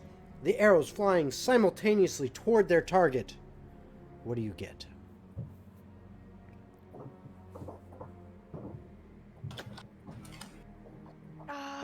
He does not have it. I got 19. Okay, on the first attack. What about the second one? Go ahead and roll that attack as well. I got a 20. A nat 20 or dirty 20? I got a net. Okay, so go ahead and roll your damage as both arrows slam into this thing right next to each other. One of them seems to be right above his clavicle in the center of his chest. It's a deep, deep wound. It does. The first arrow does full damage. Well, all the arrows are magical. Yeah. So they're all doing full damage. The reason I'm asking, and this one looks like it's taken no damage. That is correct. Okay, cool. So now the second one is 2d8, which is 5 plus 8 plus 5. So That would be the 18. first arrow, yeah, 5 plus 8 plus 5 All right. is So the second arrow. 5 plus 8 plus 5 is the second arrow? Or the first arrow? Or is it? So the first arrow was 1d8 plus 5, and I rolled an 8 because it did full damage. Okay, so that's 13. Yeah, and then the second arrow did the 5. I rolled a 5 and 8, and then it has the plus 5. Okay. Yep, so that's 18 for the second arrow. Okay. There we go. So both he looks like that messed him up pretty good in one go. He's still hanging in there, but he's not looking as good as he was a moment ago. That's for darn sure. So now it is Jewelrack's turn, unless there's anything else that Darius wishes to do.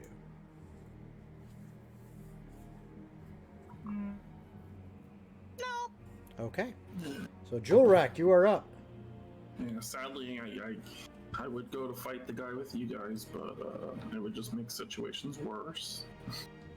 So 5, 10, 15, 20, 25, 30.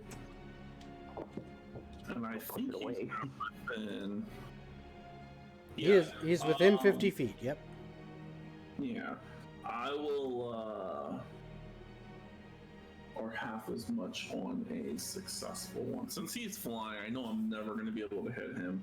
I'll use my last spell slot as, I'm still, like, holding on to, like, the rest of my face as I, like, it separates into ribbons of negative energy as I cast negative energy flood at it. Okay. It needs to be a Constitution saving throw. Okay. DC 16. You got it. Okay. I'm going to take off my headphones really quick so I don't deafen myself. Good idea. Wow. Even with advantage, he rolled shit and failed that. I rolled 7 on the dice twice. Damn. Wow. So he's going to take full damage, Mm-hmm. Oh boy, that's gonna hurt. which is just 42. Oh, that's it? Just 42? As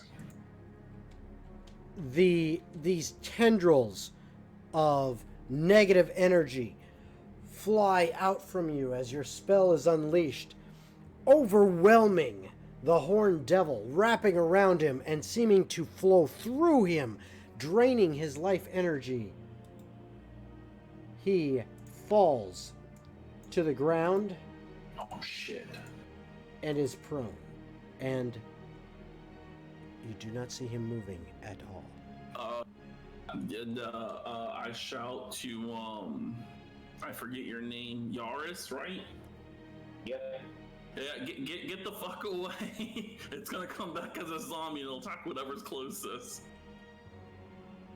And yeah, that is my turn. I have Okay. no control over the zombie. Okay. Alina's turn.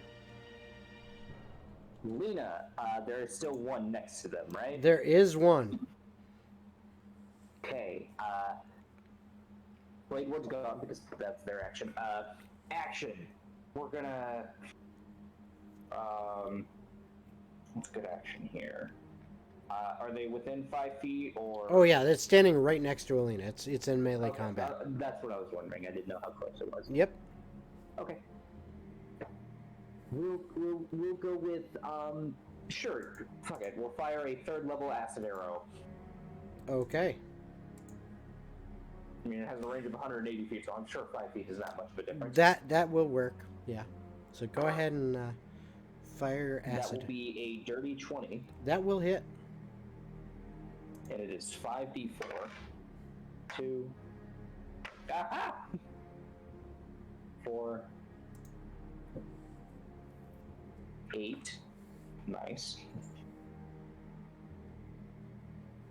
11.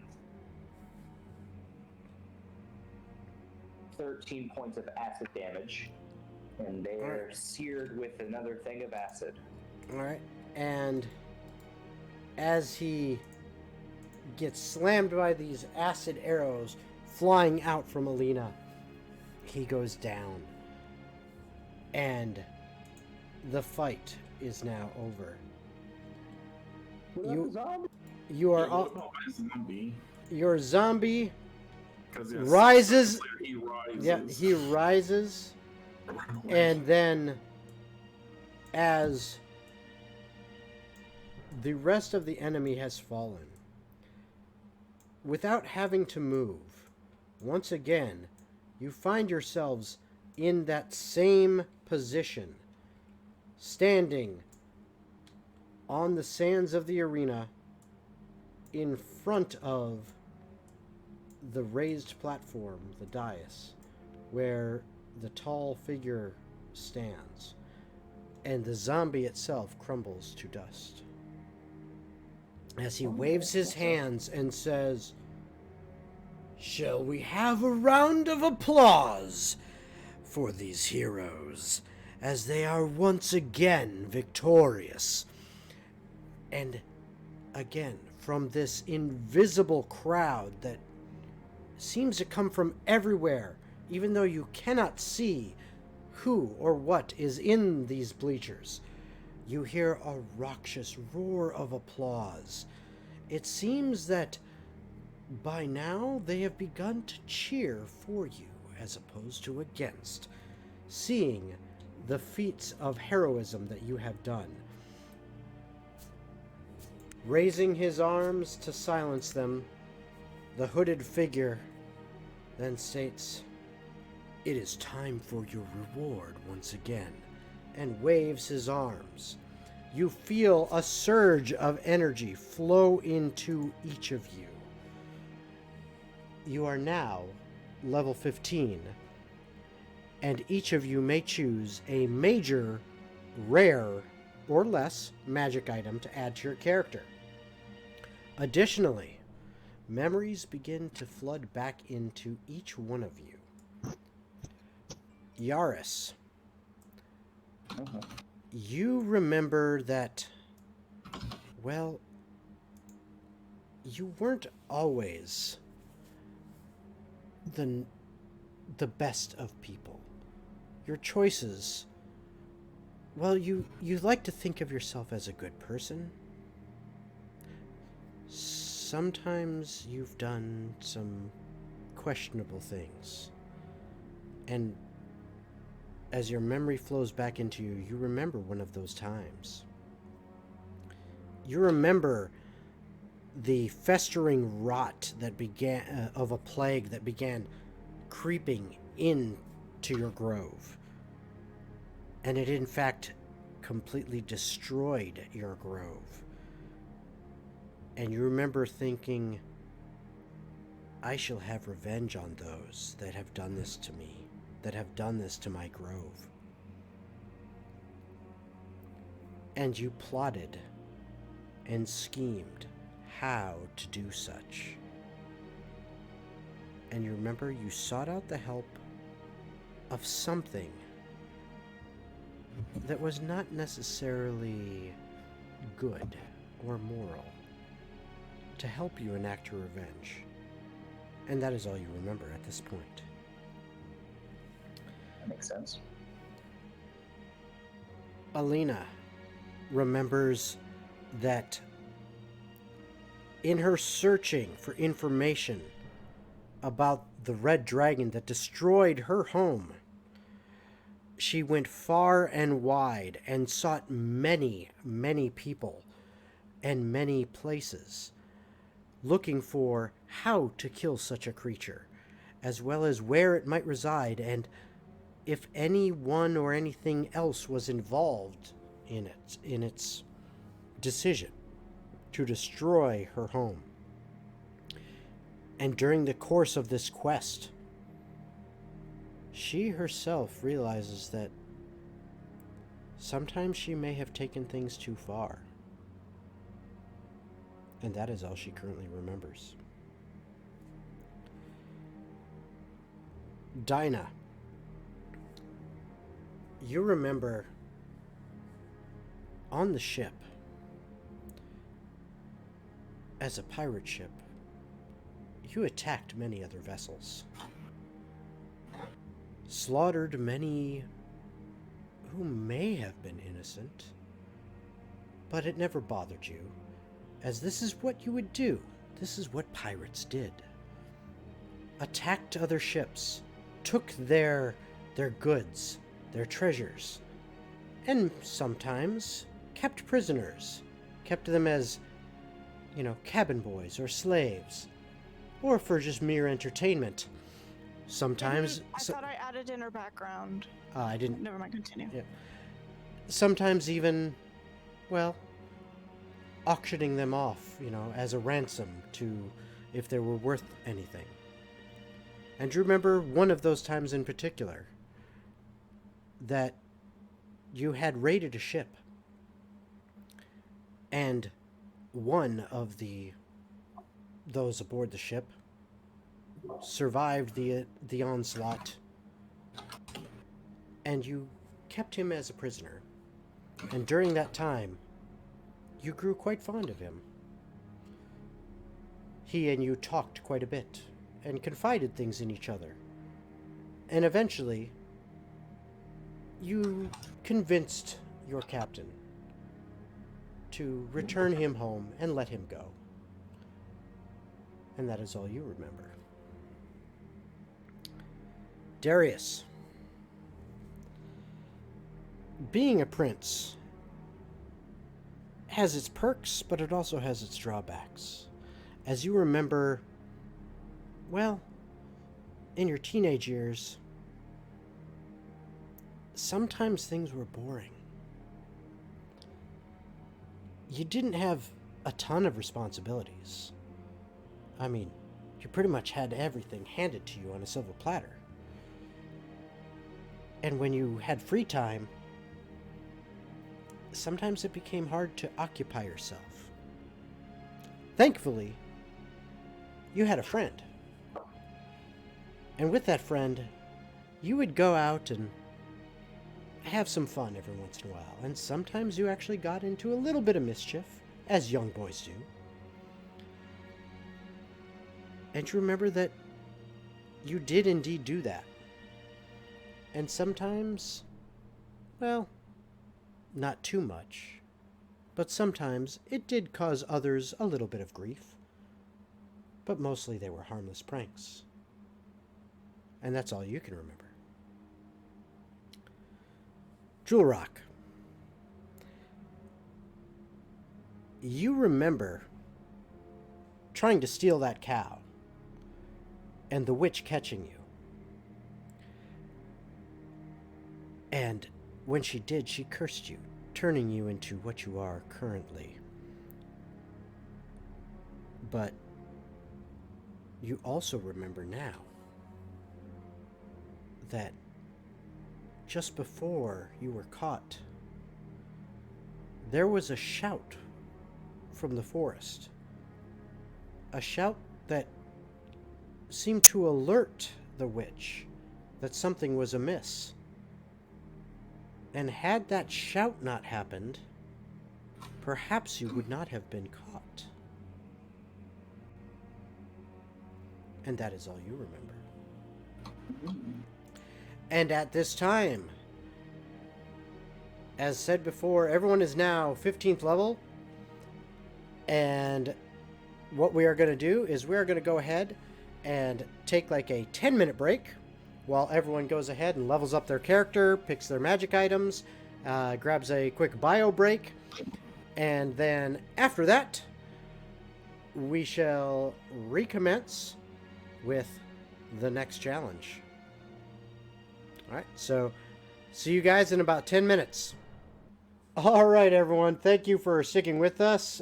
We are back live again. And we are going into our main battle screen for the next event. The characters find themselves once again in like a gladiatorial pen. However, this time they are now left there for quite some time. They actually get a long rest this time, as they seem to be waiting and waiting. And once again, they hear periodically shouts, cheers, sometimes boos from somewhere away from where they are, as they can only imagine that continued contests are occurring within the arena while they are taking their rest. But eventually, once again, it's as if a switch is flipped. They find themselves on the arena floor, eyes opening to the bright light glinting off the sand, and that figure standing on the raised platform, hooded and menacing, staring down upon them as he addresses the crowd once more. Surviving yet another challenge, this group has been a surprise to us all. Wouldn't you agree? As cheers rise up from the invisible crowd around. He hushes them and then says, "So, heroes," with an edge of jeering in his voice towards you. Do you think you're up for yet another?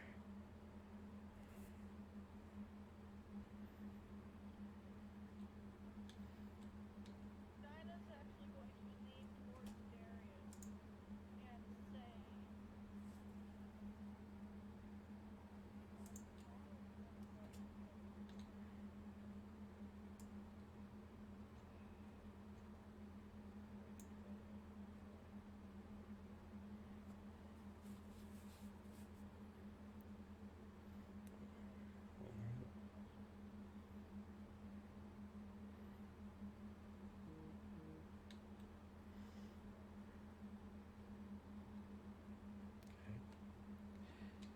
The hooded figure is seeming to just stand there, awaiting a response from you all.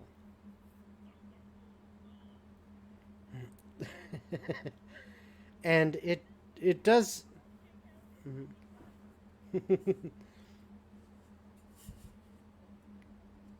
Okay.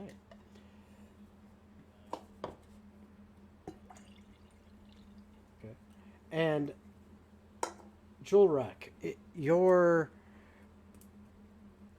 performance does seem to get some reaction from the crowd as their voices raise slightly with "Yeah, yeah."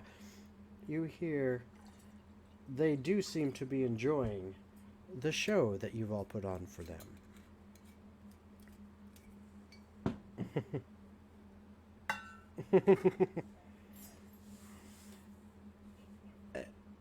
And now, the figure once again raises his hands for silence and says,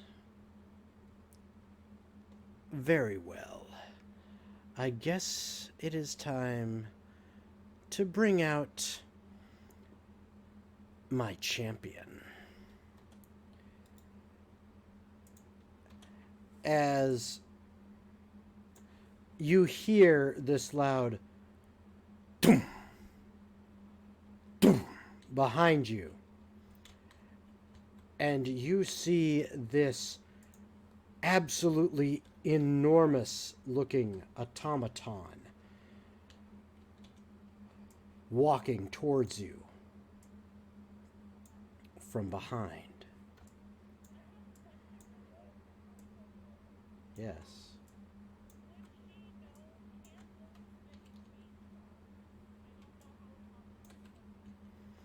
Roll a history check.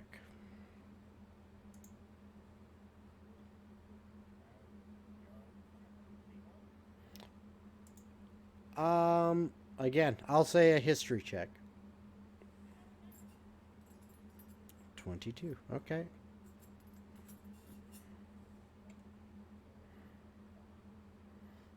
Okay. You may each ask.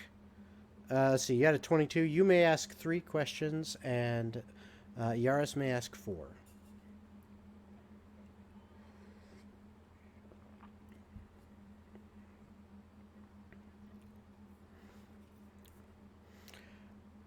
It is not resistant to anything.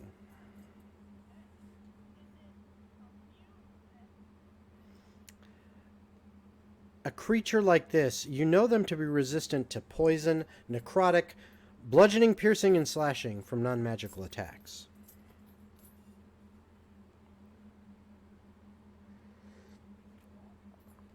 That is correct.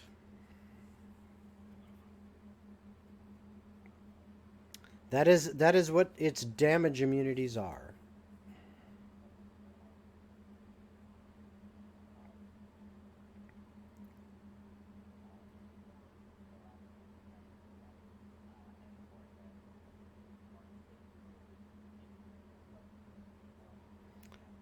Those are individual. Mm-hmm. Actually, let me correct because it's written in a different way. Let me correct the first question for you, Diana, or Dinah.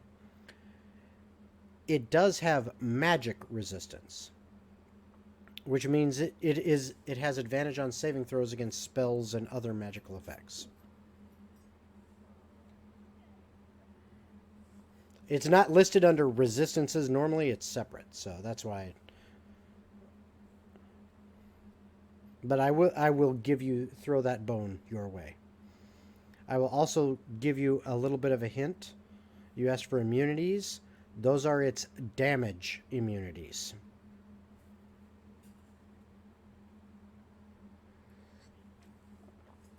Yep, and you have 1 left.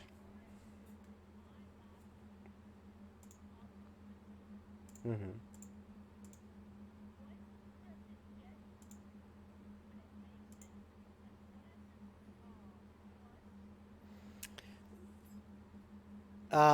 That I cannot tell you that specifically. That one's weird. I will give you another question to ask because that is not something that. I mean, that's more of like an individual thing, not necessarily a, all things. You can always try. Depends on what does panache do exactly? Okay, this is what I will do to help you answer your question. Okay. Besides damage immunities, your third question then is basically condition immunities. It cannot be charmed. It cannot suffer from exhaustion, being frightened, incapacitated, paralyzed, petrified, poisoned, or stunned.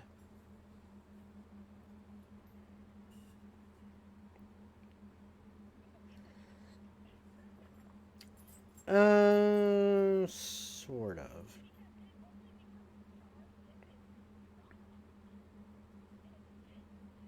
Mm-hmm.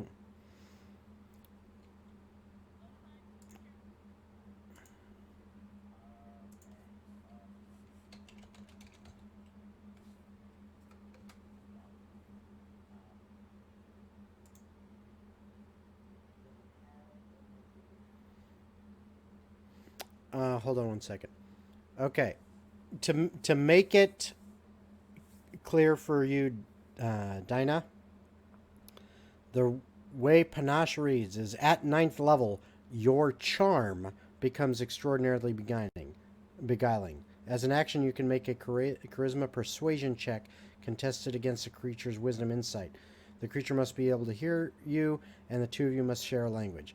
If you succeed on the check and the creature is hostile to you, it has disadvantage on attack rolls against targets other than you and can't make opportunity attacks against targets other than you.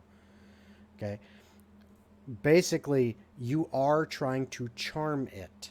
It is a charm type effect. It's just that if it is hostile towards you, the only effect is that it has disadvantage on attack rolls against targets other than you.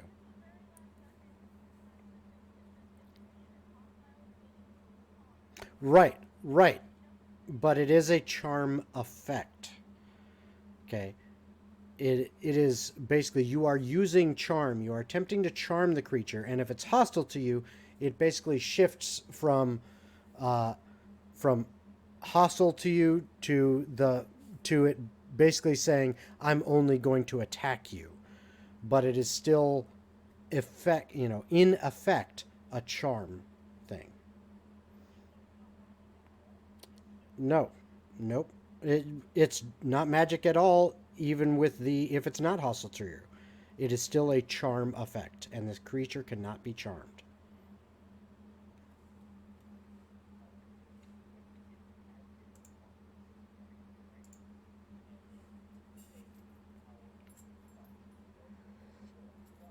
Mm-hmm. Exactly. I wanted to be clear so you understood this one. This guy is no joke. Okay. So Yaris, your questions. Mhm. That is a different thing. Yes. That is a curse, not a charm. Technically, you can, well, put it this way. You've already had your 3 questions, so you can always try and see.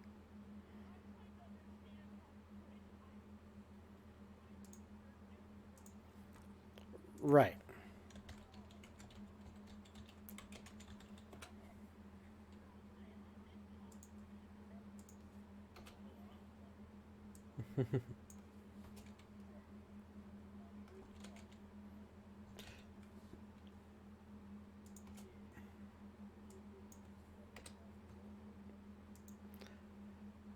All right. Vulnerabilities. No.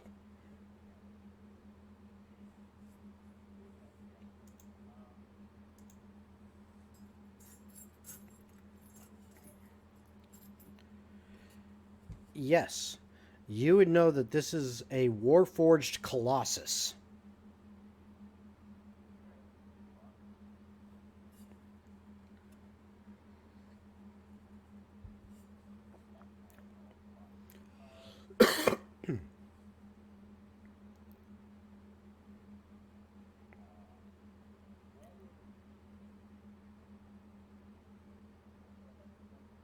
Yep.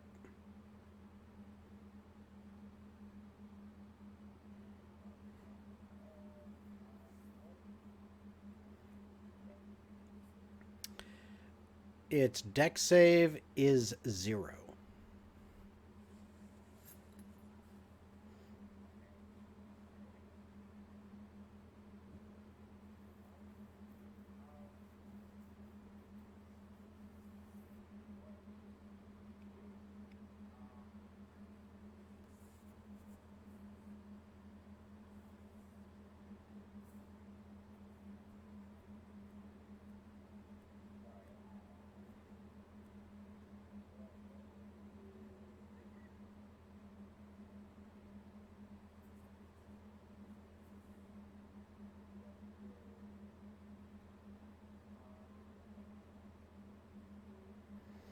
Its con save is +10.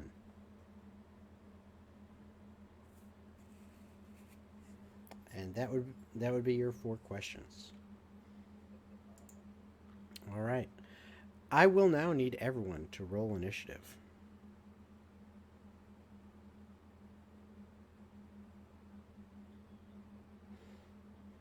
All right.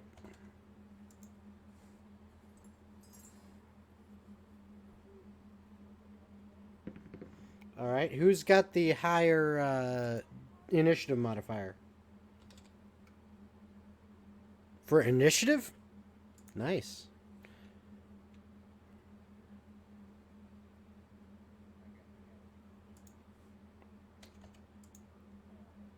All right. It nothing. It you just add your initiative modifier, and that's what you get.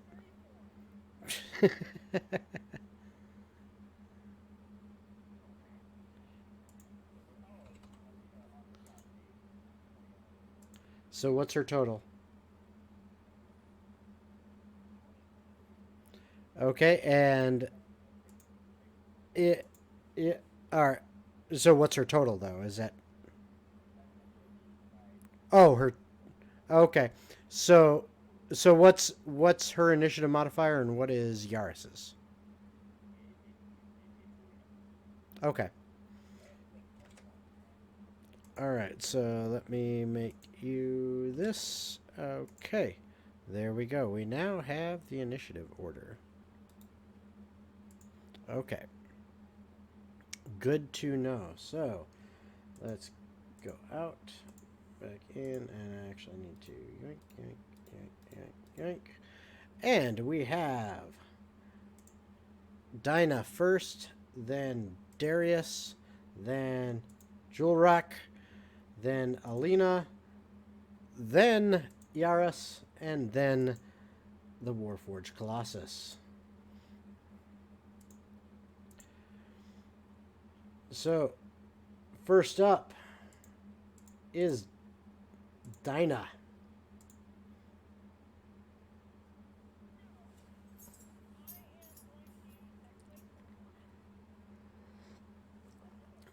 Okay.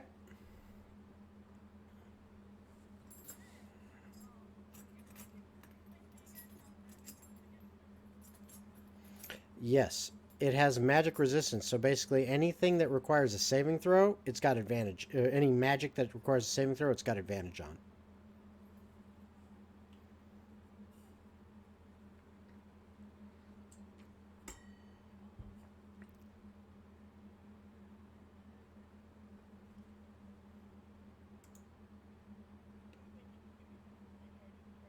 No problem.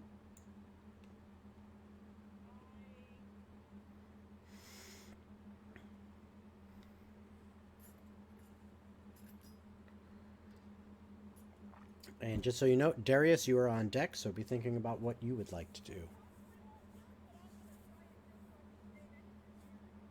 Okay.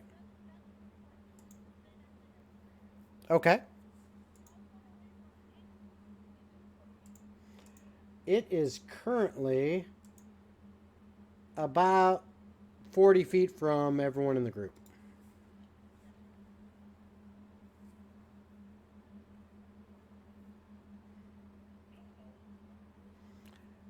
Yes. Let me just put it this way, especially since you are the one who is actually able to be in Tailspire right now because you've got good internet connection going on for that. I can't.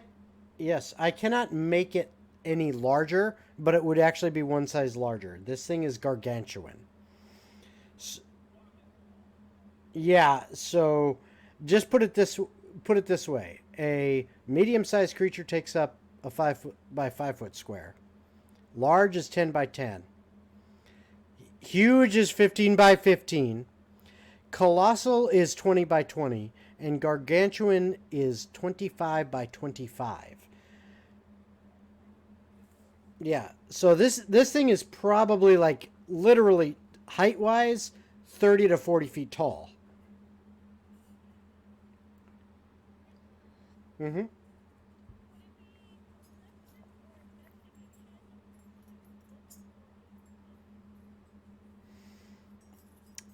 You would already know based on the questions that Yaris asked that it does not have any vulnerabilities.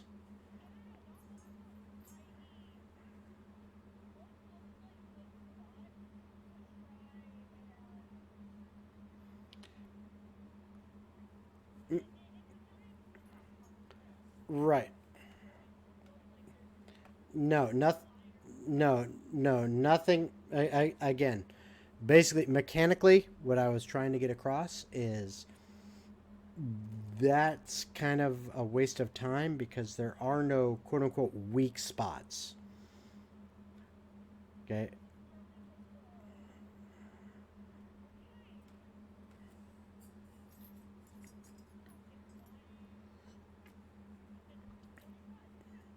It takes up a space on the ground of 25 by 25, 5 squares by 5 squares, and it is about 30 to 40 feet tall.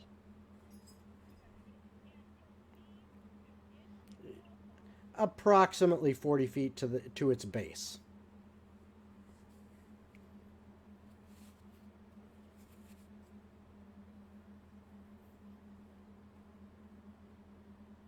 Mm-hmm.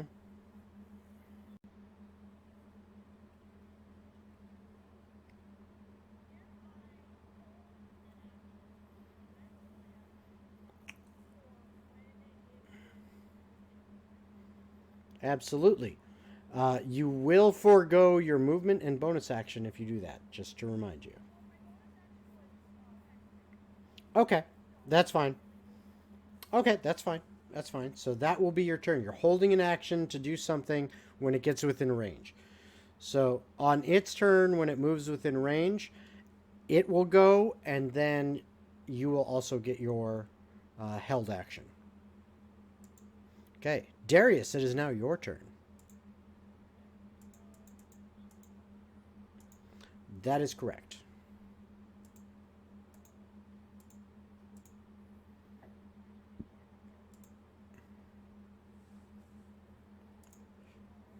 Okay.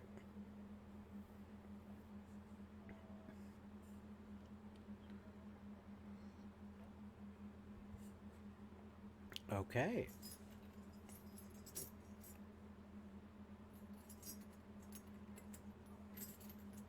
Yep. Yep. Which is definitely helpful.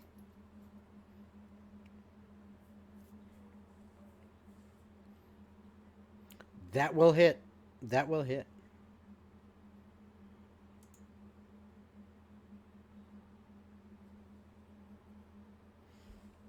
Yep. Yep. Yep. Mm-hmm. And remember, if you can, to speed things up, roll all your damage at the same time as you roll your attack.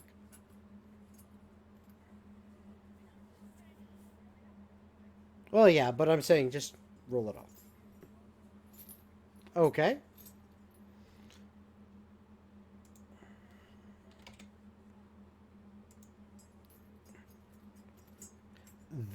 As you launch your second arrow, it plinks off of this thing's armor.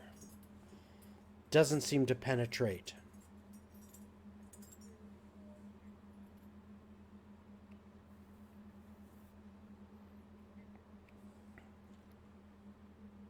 Okay. You still have movement if you wish.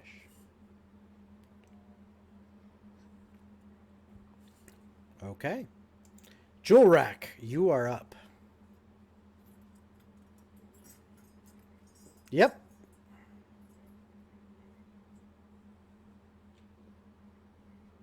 Oh, yeah, that's right. There you go. Go ahead. There you go. Go again. Street Fighter Arcane Archer. Oh, nice. You definitely hit as your third arrow. Following after the second, manages to find the spot you were aiming for before, but just barely missed. This one slides right between two of the armor plates.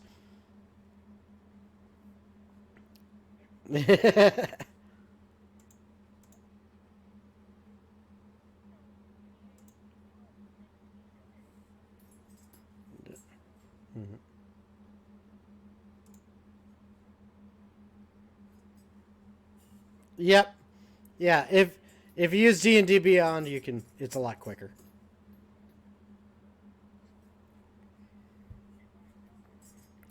Ah. We need to get you guys like DSL. And I don't mean dick sucking lips. I mean we need to get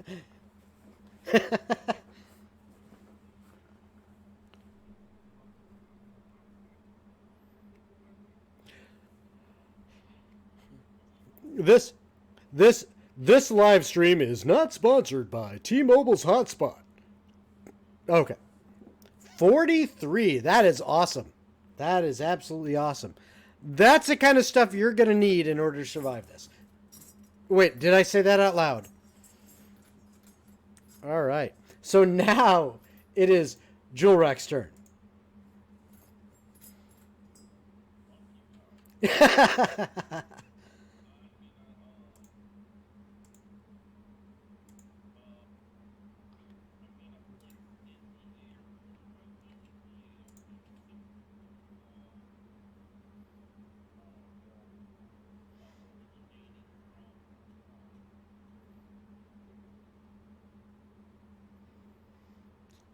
Okay, so like up kind of in front of it.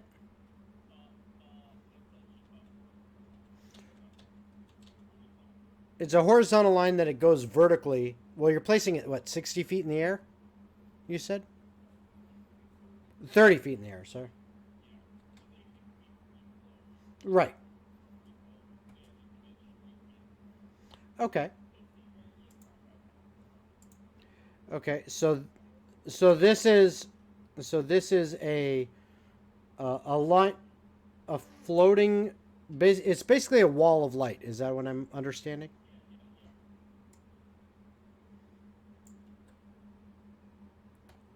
So since you're in Tailspire, you can actually see if so something like this.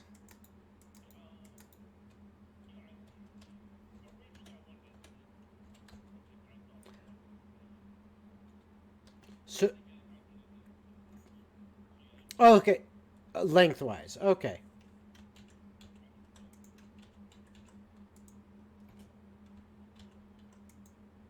Mm-hmm. Hold on a sec.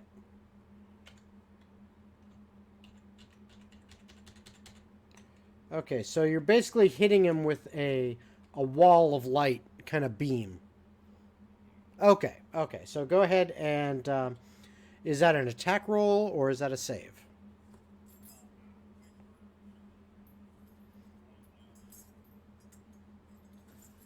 Okay. Okay, so he takes 10 points of damage as it doesn't seem to be as effective as you thought it would be originally. Okay. All right, I'm not going to draw it in there since it's, yeah. Okay. Anything else you're doing? You guys still have a bonus action.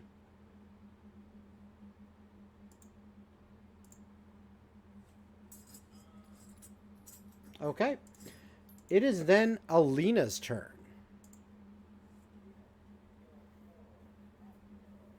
Okay.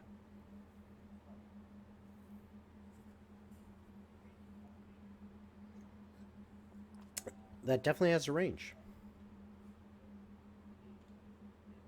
That will hit.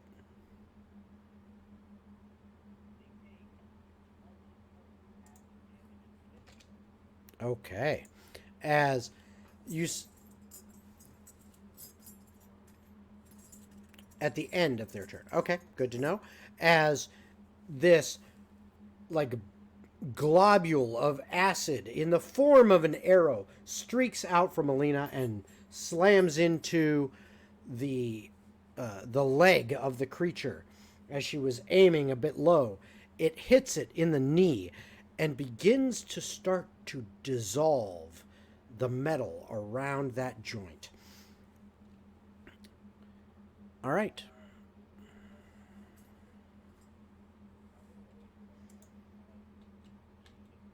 Okay, so she moves.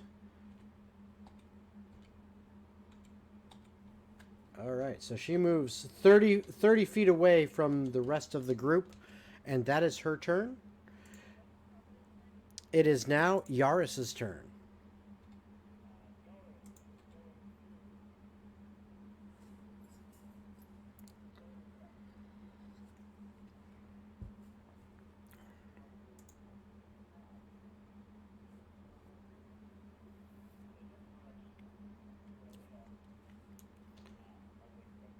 Okay, so you're going 60 feet away. Let's, let me see.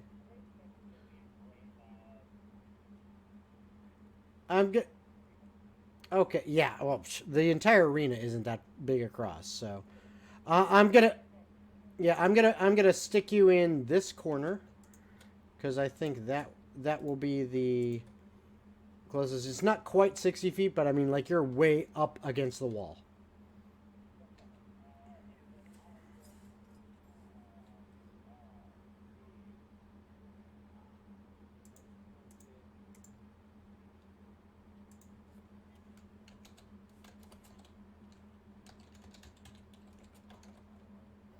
Alina is, though. Yeah, he's talking about Alina. Well, they're both she's. Yes.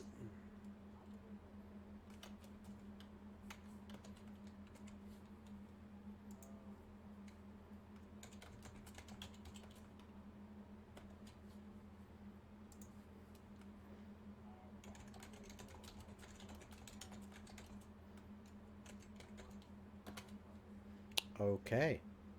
And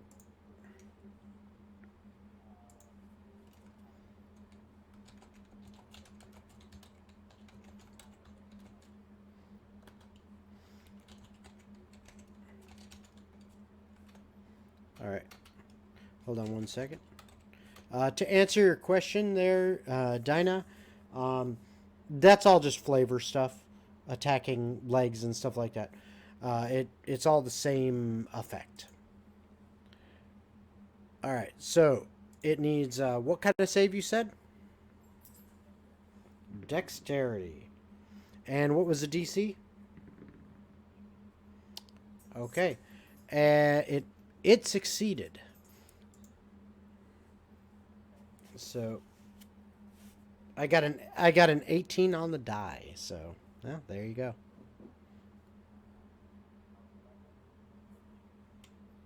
To 5.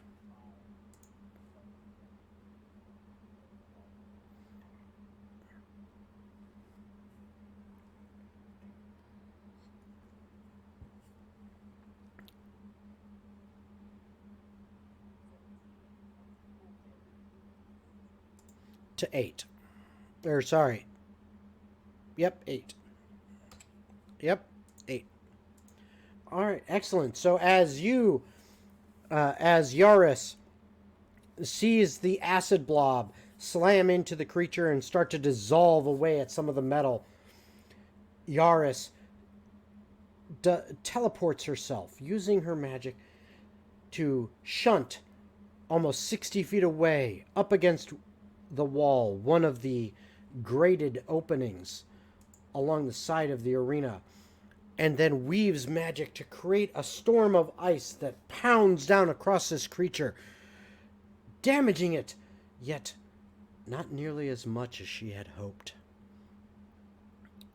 And it is now its turn. As it steps forward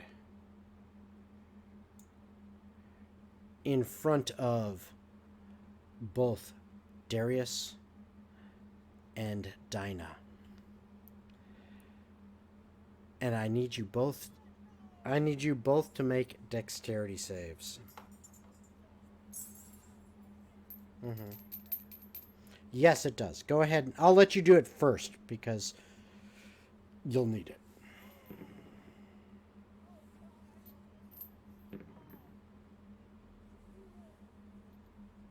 You'll see.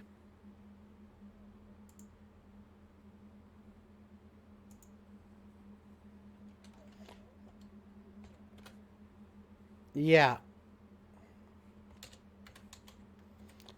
Okay.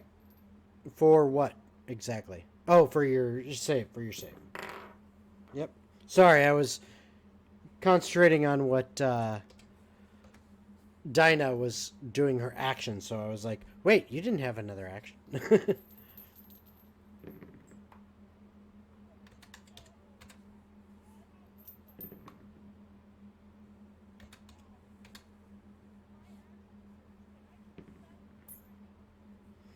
On your turn. No, this is not your turn. This is a held action, so it is not your turn.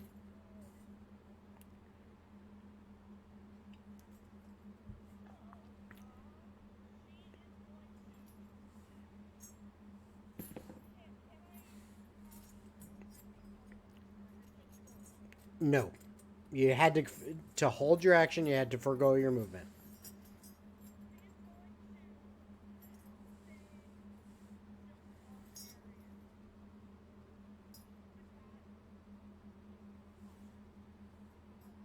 Mm-hmm.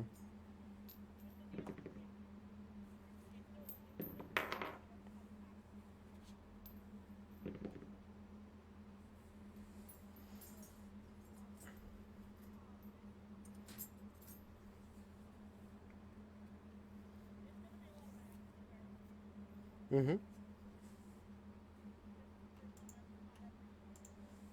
No problem.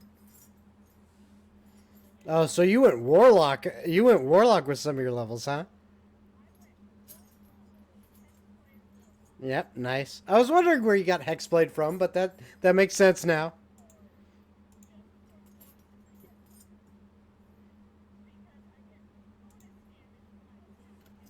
Yep, yes you do.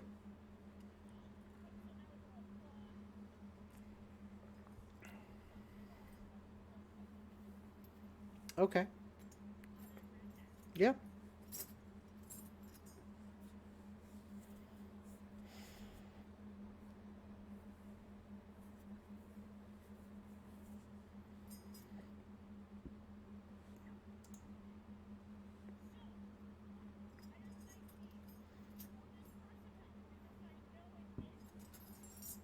Are you wait?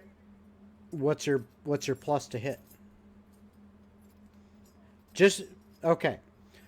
Now, just remember, a 19 is a crit. It is not an automatic hit. A 20, right. A 20 is a hit, is an automatic hit. But even though a 19 is a crit, it still needs a hit, which you did, but just to remind you. Okay.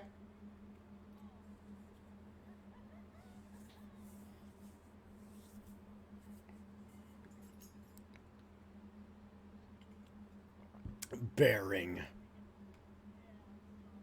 No worries.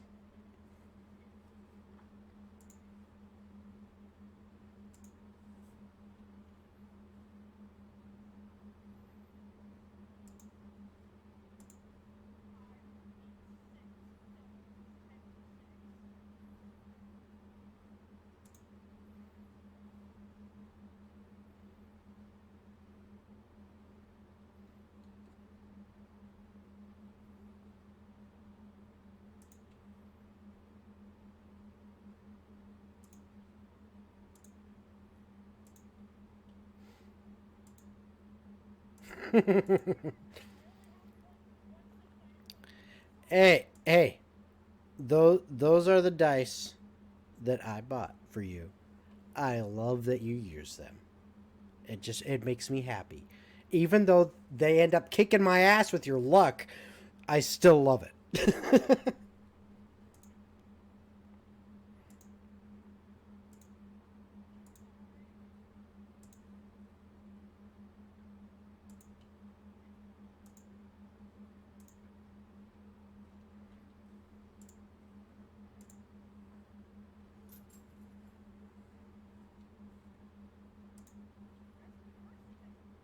Okay, how much did you get? Because it broke up.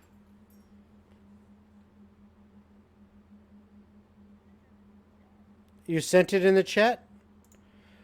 Yeah, it's 24, 28. 34 plus 9 is 43. 53, 63, 75. That's fucking impressive right there. Yep.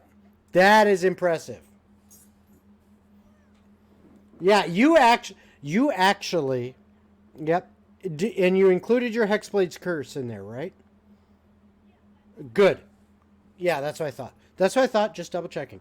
So, yes, you'd notice it does seem to work as everyone sees Dinah flip up, stepping as this thing steps up before them.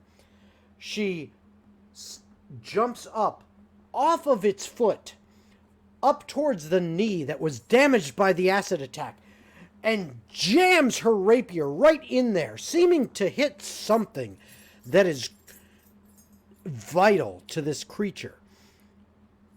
And you hear this groan as if the creature itself, although made of metal and gearing, and from as far as you can tell, no biological components, emits this groan that seems pained. And she falls back down to the ground. in what can only be described as a superhero landing. Yes. Go for it.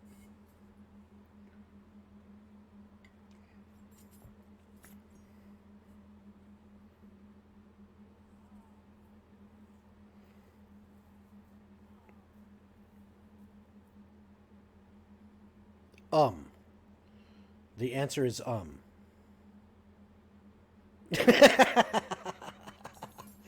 right, go for it.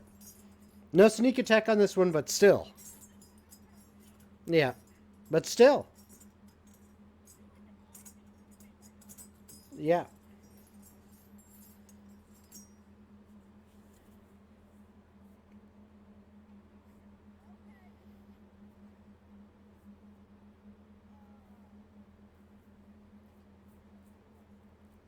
$15. It's 27. Yep, 27. Excellent. Wow. You did 102 points of damage in one round. It felt that. Big time. No. No, it really doesn't like you.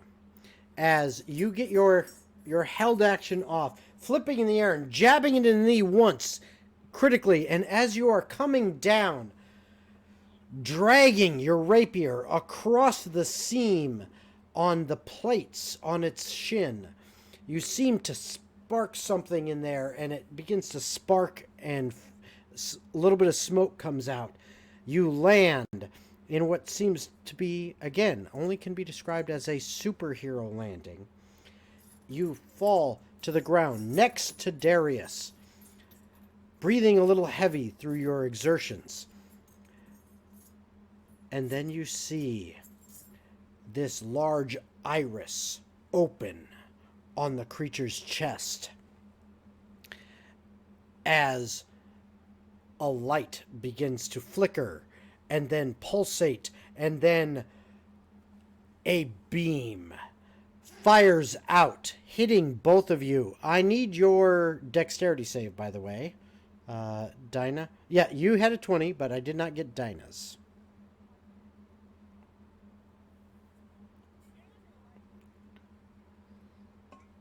Waiting to hear it. Okay. That's really good for you. Because, Darius, you take 75 points of damage as this beam of light slices through both of you. You take 37, Dinah, as you manage to avoid half of it. Yes. No, you take half. It's halved of 37. Okay, which is basically halved of 36. Say again? No, you did not. So, Dinah, if you use your uncanny dodge, you take 18 points of damage. Whereas, Darius, you take 75. As this light seems to burn through you. And that is its turn. It is now back up to Dinah's turn. That was just her held action.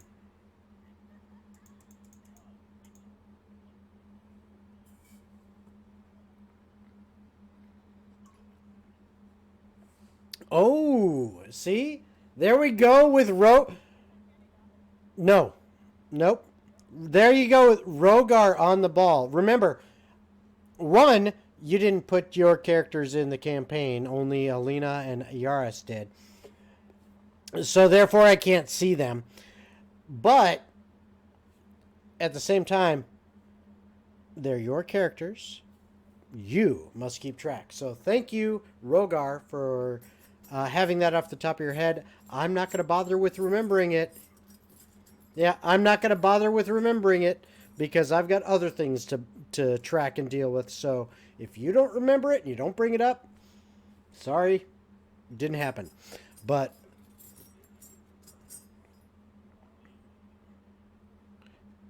Excellent. No save or anything. Outstanding. That's awesome. That is pretty good. You guys have managed to do a shit ton of damage so far. I am very surprised. It has done one thing.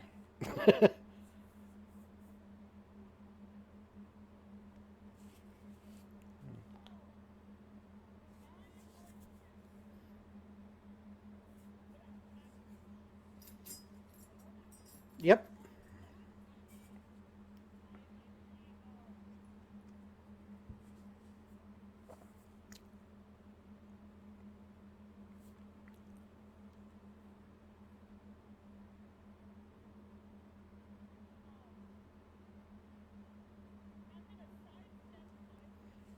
Okay.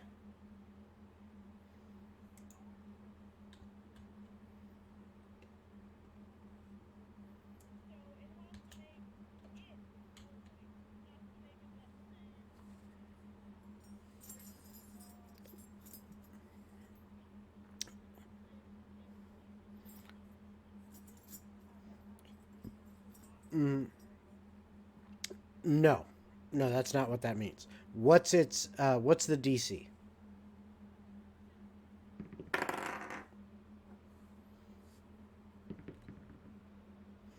Okay, so it fails to save and then it chooses to pass it. As it used one of its legendary resistances and passes that save.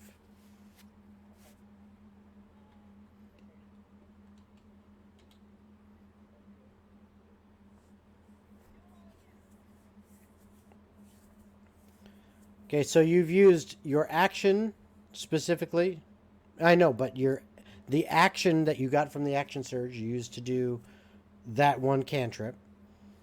So now, yep. So now you got a bonus action, and a movement.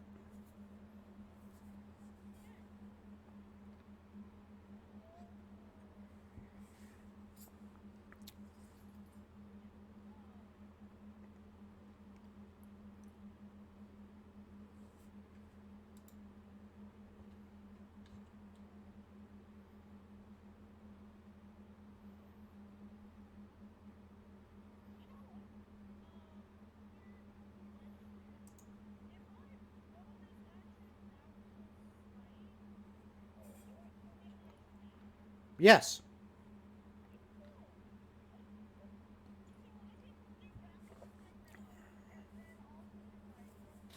Absolutely. Well, it's adding it to your attack, I believe. Yeah. Yep.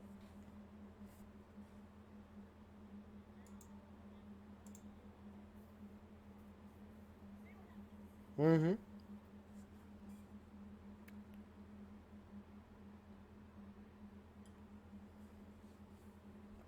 And then she disappears.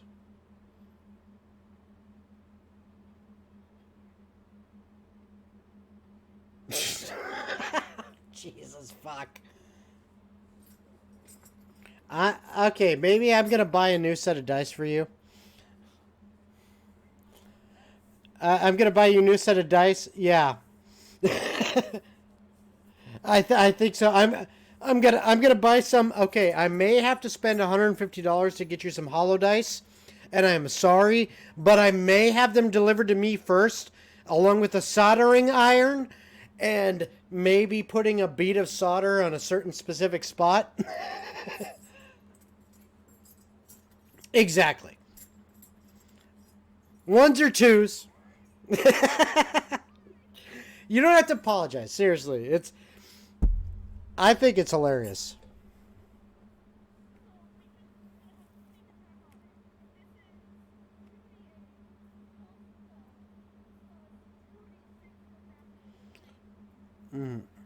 Okay, double question. Where is the plus 12 from exactly?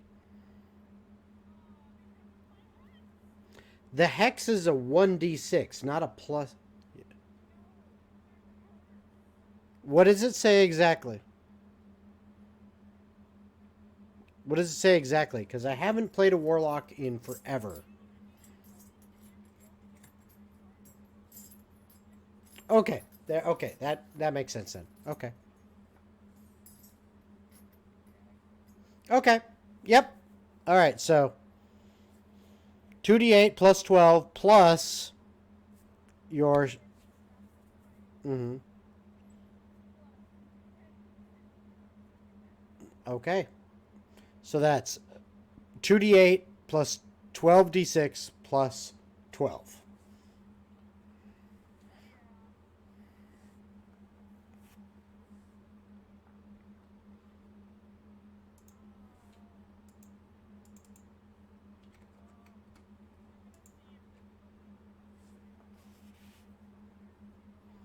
Mm-hmm.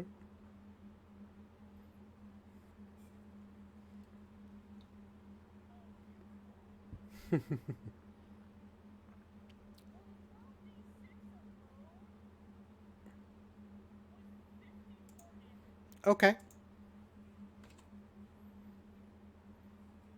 Plus 12, and then plus 2d8.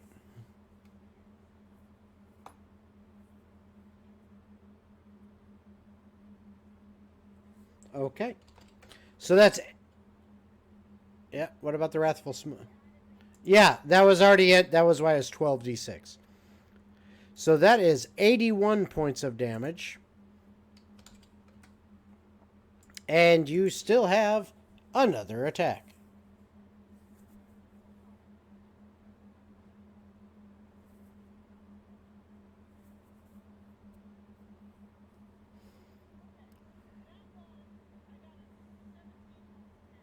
Okay, that will hit.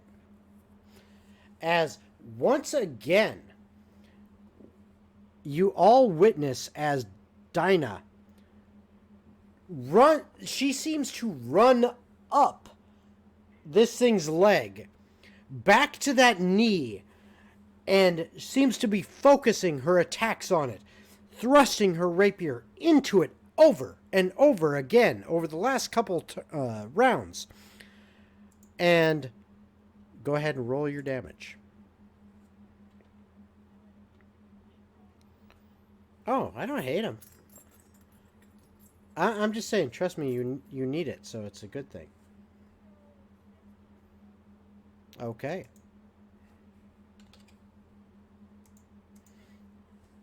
Yep, you certainly do, and because of your special thing, that's right. You can move out of its threatening spaces, which are actually quite large. It is a colossal creature. Lots.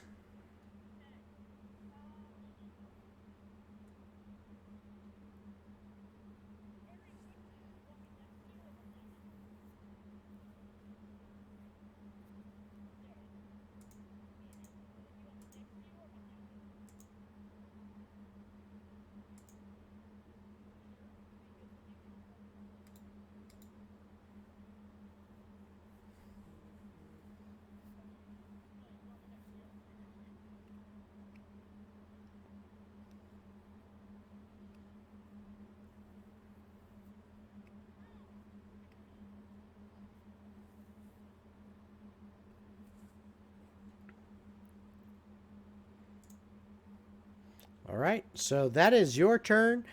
Next up is Darius.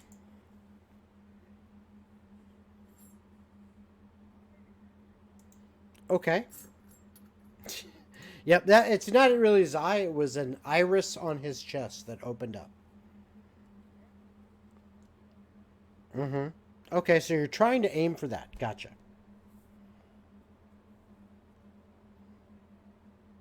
That will hit.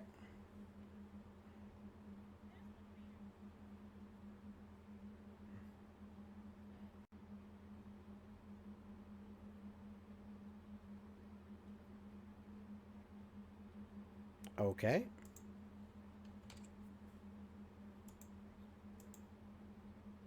Gotcha.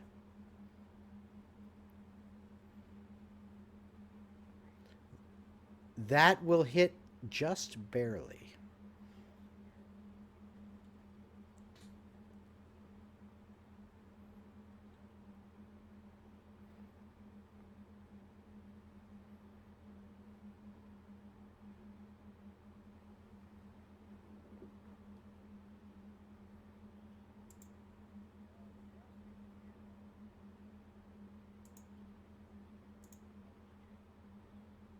Athletics of 16.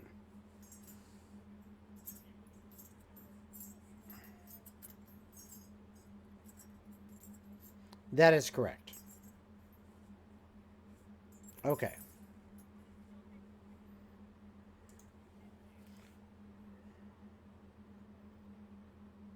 Okay, so what? Okay, hold on. So, how much damage did you deal to it? 14. Okay. And your third attack, as you're unleashing a barrage of arrows, one after the other.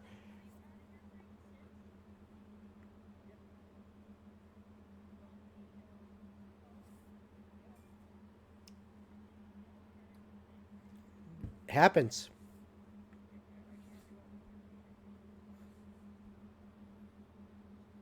Yeah. Remember, low numbers can still, even with lots of dice, can still be low.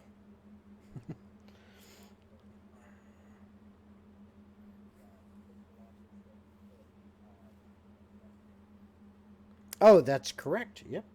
There we go. Okay. So your third attack. Oh, nice.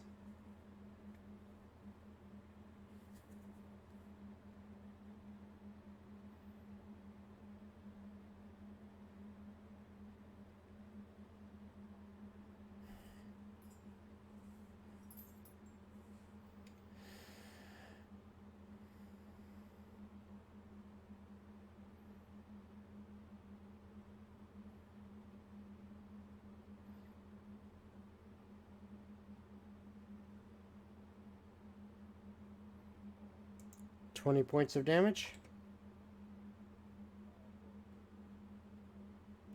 40. All right, excellent. As okay.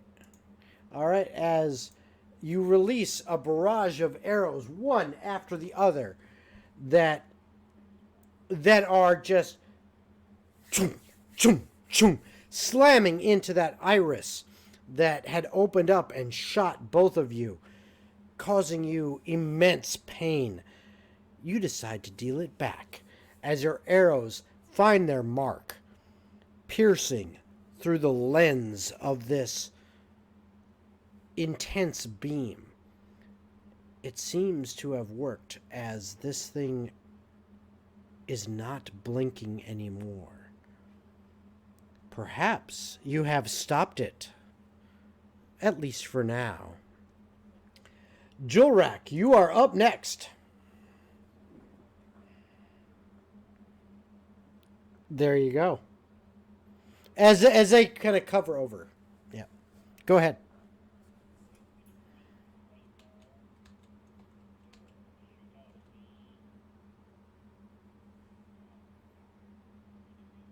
Wow. Well, it's a nat 20, so it automatically hits.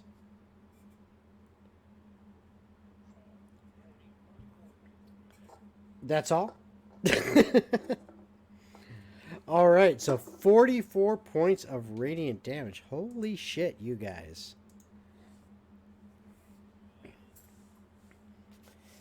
And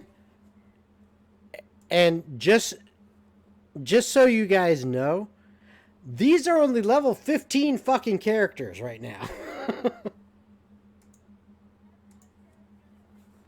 Yes. Yeah.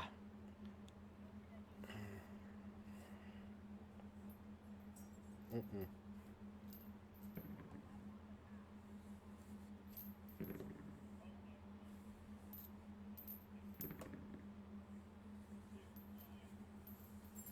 Okay. All right. Well, I mean, that was a pretty lucrative turn. 44 points of damage in one turn. So, that wasn't bad. Alina is up.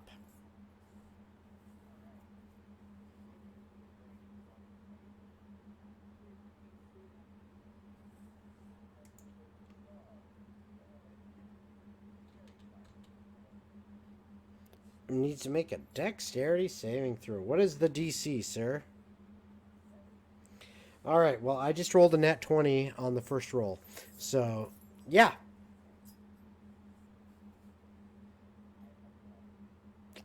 It happens. It happens.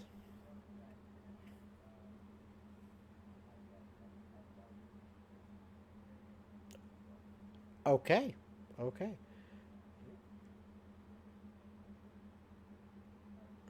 No, nah. Nah, you got to. Fuck it. You still may and one is a GG. You still may need it. So that's Alina's turn unless she wants to you want her to move any bit. To her currently you are looking at about 25 feet.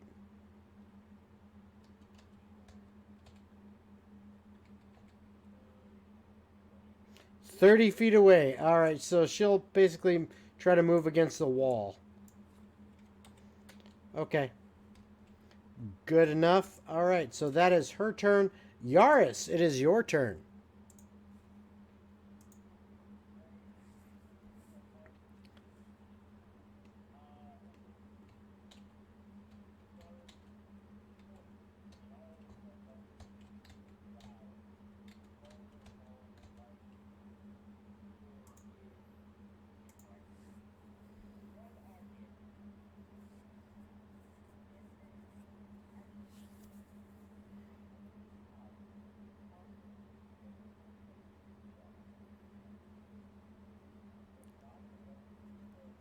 Yeah, probably would be trailing behind it. It's big, but not quite that big. I mean, that's 10-foot cubes is fucking huge.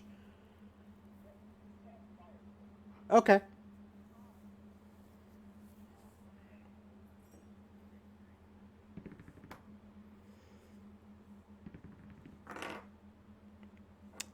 And it chooses to pass that.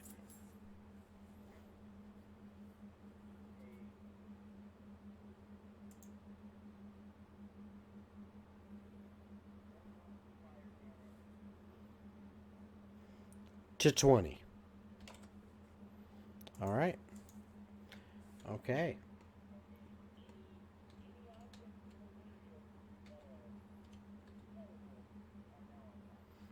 Okay. All right. All right. So it is now its turn.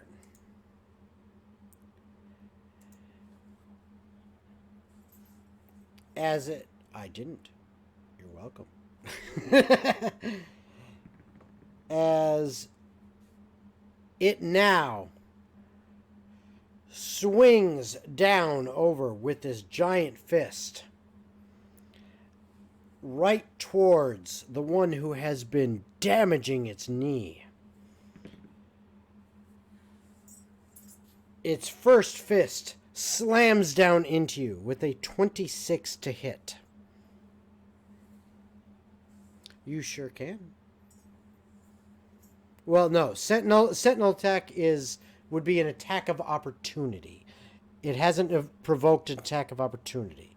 You could use your reaction. You could use your reaction to do your protection thing where you reduce the damage, but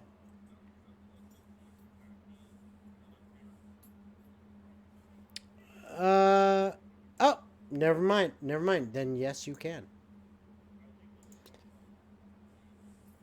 Yep.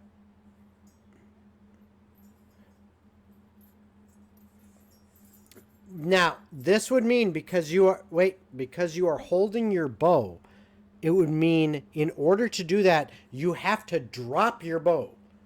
Because it's not your turn, you don't have any move action to even if you did on your turn, if you're trying to switch a weapon, it's either an action or you have to drop the existing weapon to draw the other.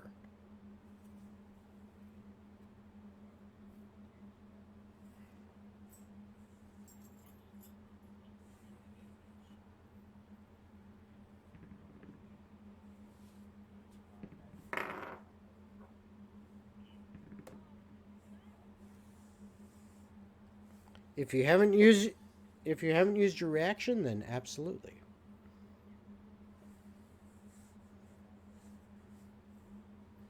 Okay.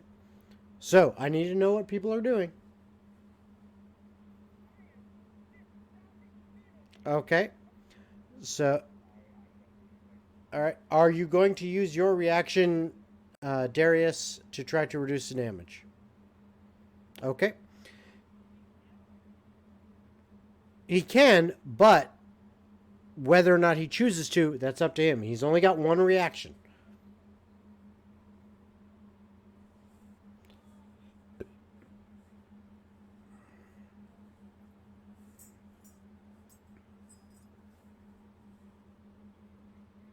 Yeah, interception.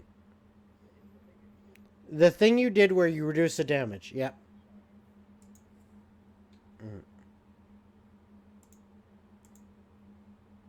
Okay, so go ahead and roll that to see if you can reduce how much you reduce the damage.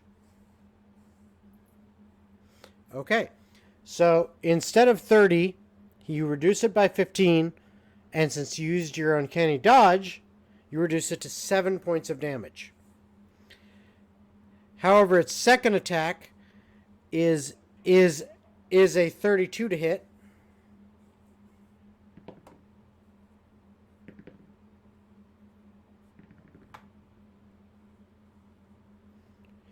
And you take 33 points of bludgeoning damage as its second fist slams into you. All right. Sorry. Oh wait, no, sorry. Scratch that. Remove that damage. It was 33. It only does one of those, but then it does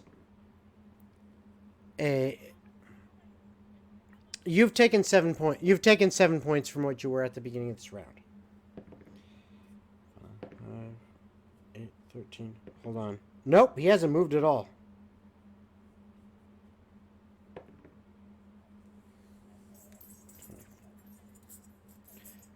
Okay, so and then you take from the first of on its shoulders, 2 cannons rise up and shoot eldritch energy at you. The first one does 24 points of damage. Nope. Those are attack rolls, and it was a 32 to hit. 24 points of damage. And the second one is a 23 to hit.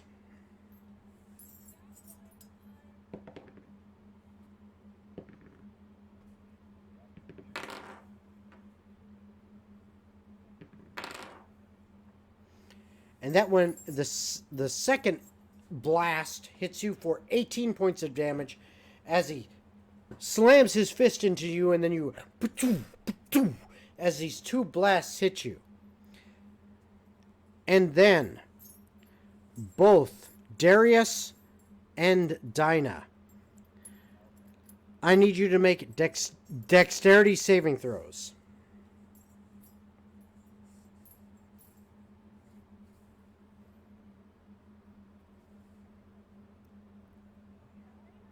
Okay.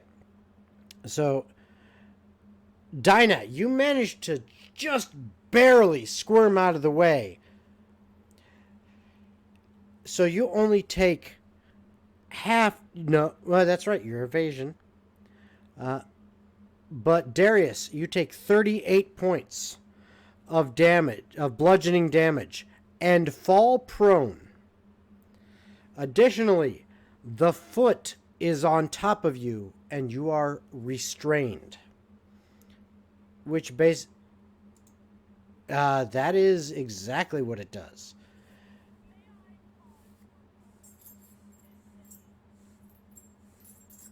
Nope, he did not move. Again, it's mechanics of that. He stood right where he was. He stood right where he was and just basically lifted his foot and went bam.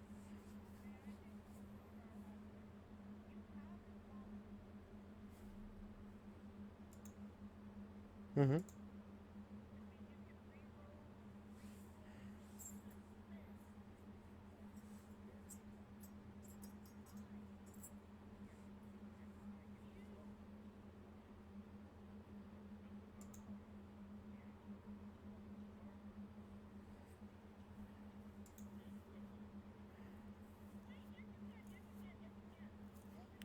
You do have inspiration. You can add that. And you already got a what was your roll before, a 24? So roll your inspiration.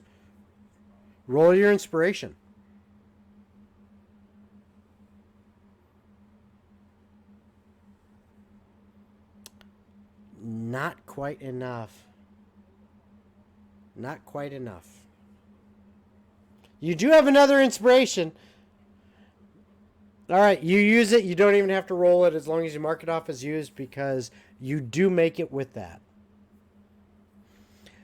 So you instead of 38, you take 19 points of damage and you are not prone or restrained.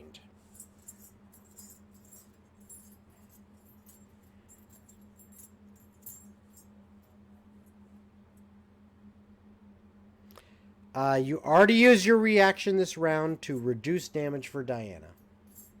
Or for Dinah.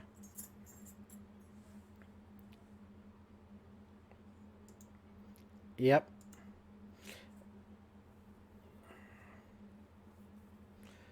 So you take 19. 19. And that is its turn. It is now Dinah's turn.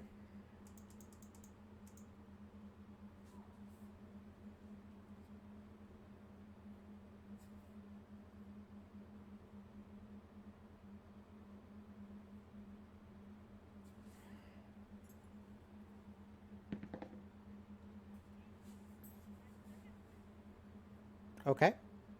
That's your bonus action.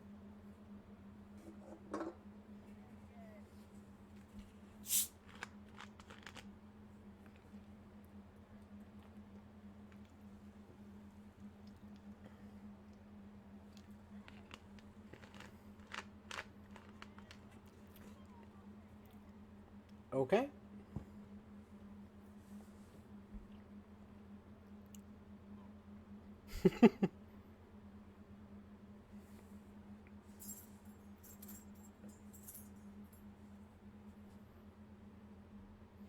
Oh. Actually, I also forgot. But I remembered now. Dinah, I need you to make a wisdom save. Because I need you to make a wisdom save. Not charmed, no. It's not due to being charmed.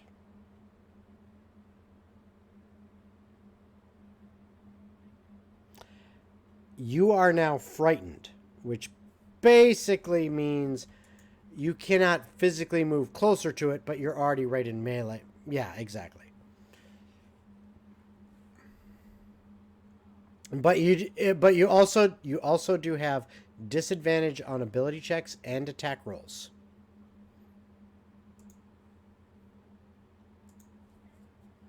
Mm-hmm.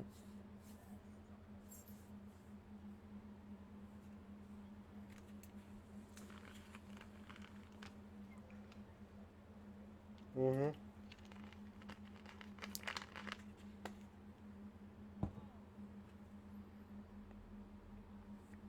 I forgot to do that last round, but I remembered it this round.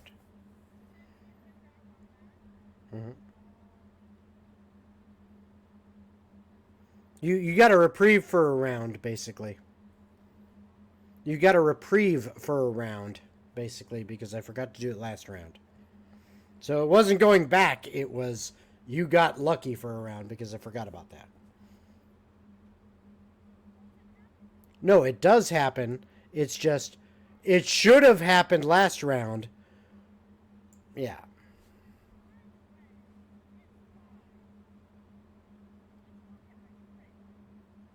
Jeez. What was, even with disadvantage, you rolled. Remember, you have to roll d20 twice, and you take the lowest. Okay. All right.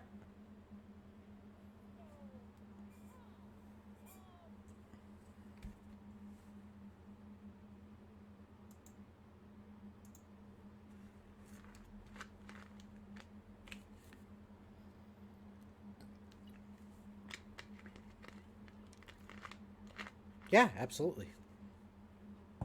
You still have the same abilities, so that doesn't affect anything. Yep. Yep.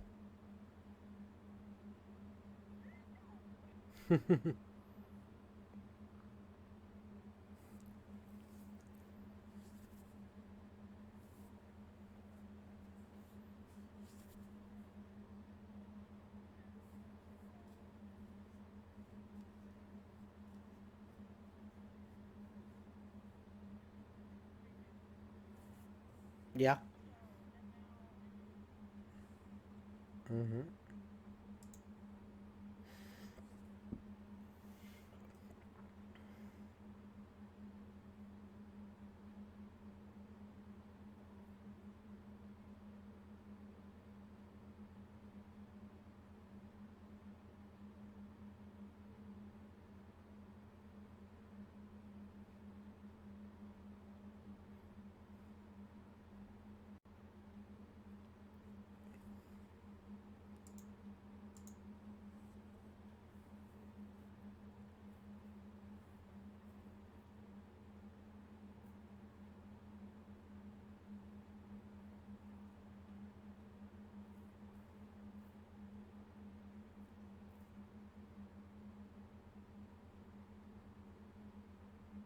$13. Mm-hmm.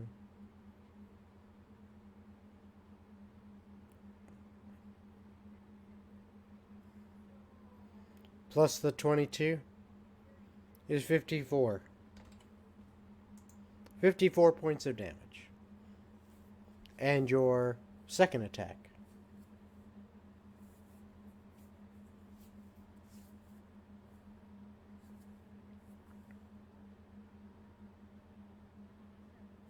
That hits.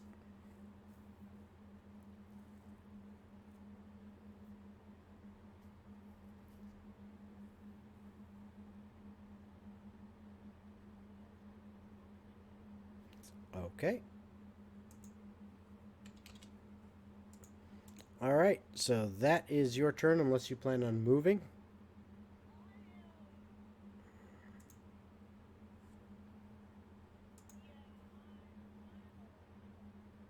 Okay.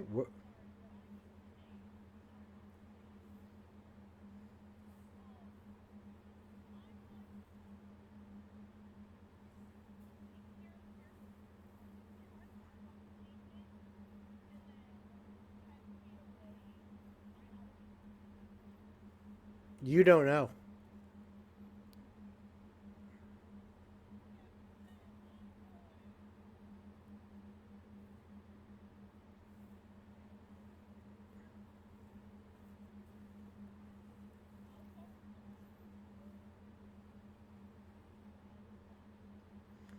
The pillar to your left is approximately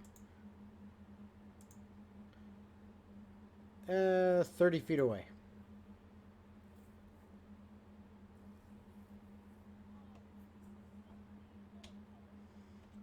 Sure, you can move over there and try to use that as cover. Okay. So is that what you do? Okay.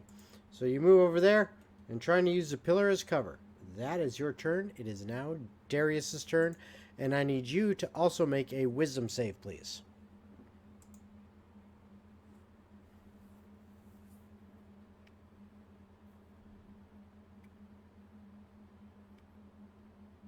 All right.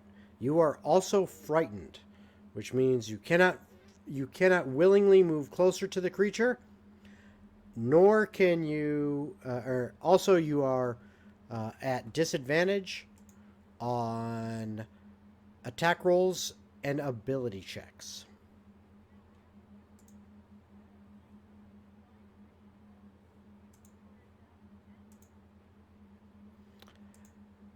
Wait one.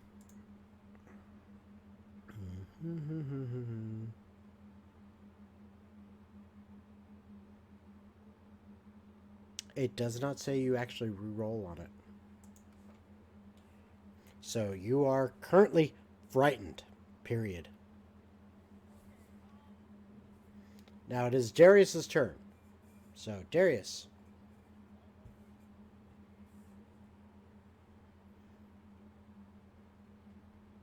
Okay. So that is going to be an attack of opportunity against you unless you have something that prevents that.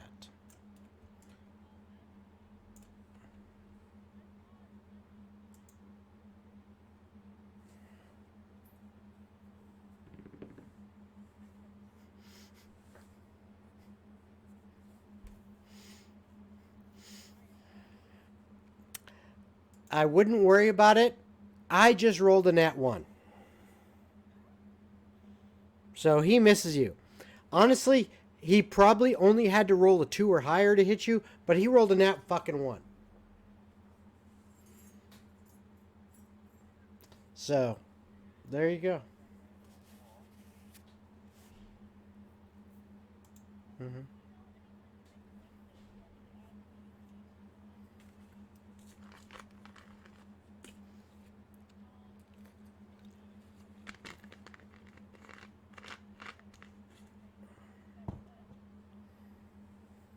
Well, let's worry about that later. Yep, let's worry about that later. Mm-hmm.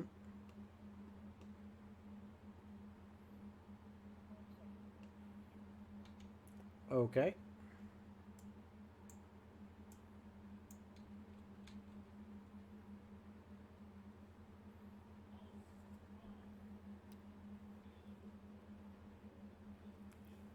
Yep. Okay.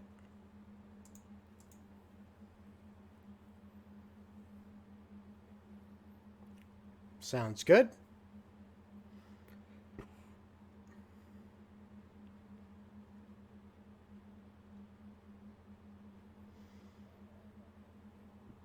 Mm-hmm. You do.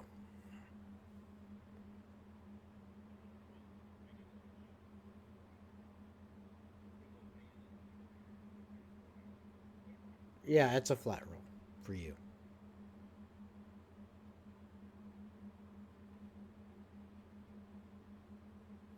Okay. Okay. Go for it.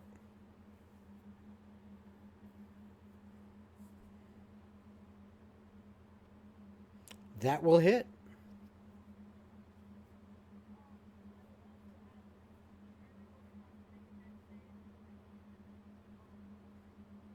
Okay. We'll deal with that after he rolls his damage.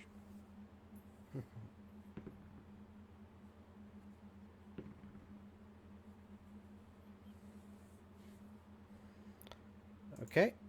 And what is the DC on your on the Okay.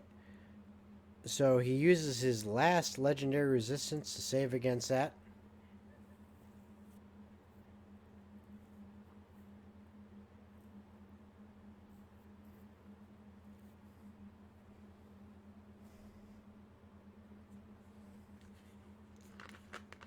You still have 2 attacks left.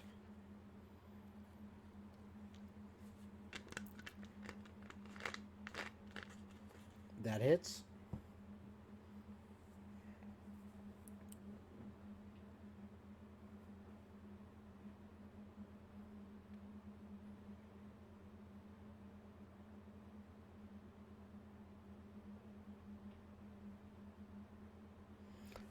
Okay. So as you unleash the first arrow and then the second arrow, they're flying through the air. You've got a new target. You've seen this thing's eyes. You focus on them and you launch 2 arrows, one towards each. And Darius, show me what you got.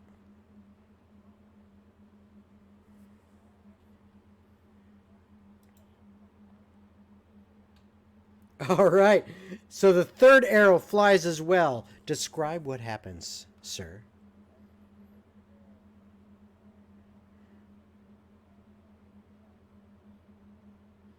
Okay.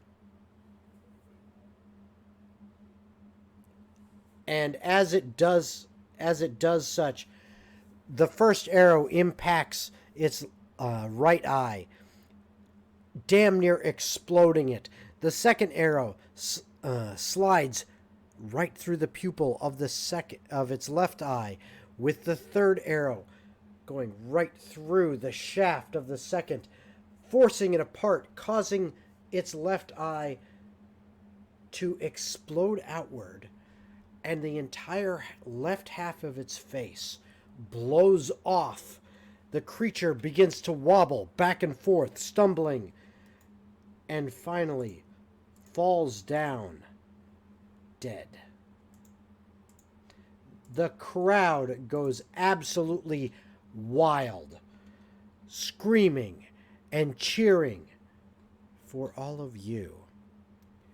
This continues on for several moments before the hooded figure finally shushes them and says, "It appears these heroes are up to the challenge. But will they be up for what is next?" He waves his arms. You all feel that energy surging into your bodies as you are now 20th level, and you now all get to pick one major legendary magic item. And you get a long rest. And as the memories begin to flood back into you, Yaris,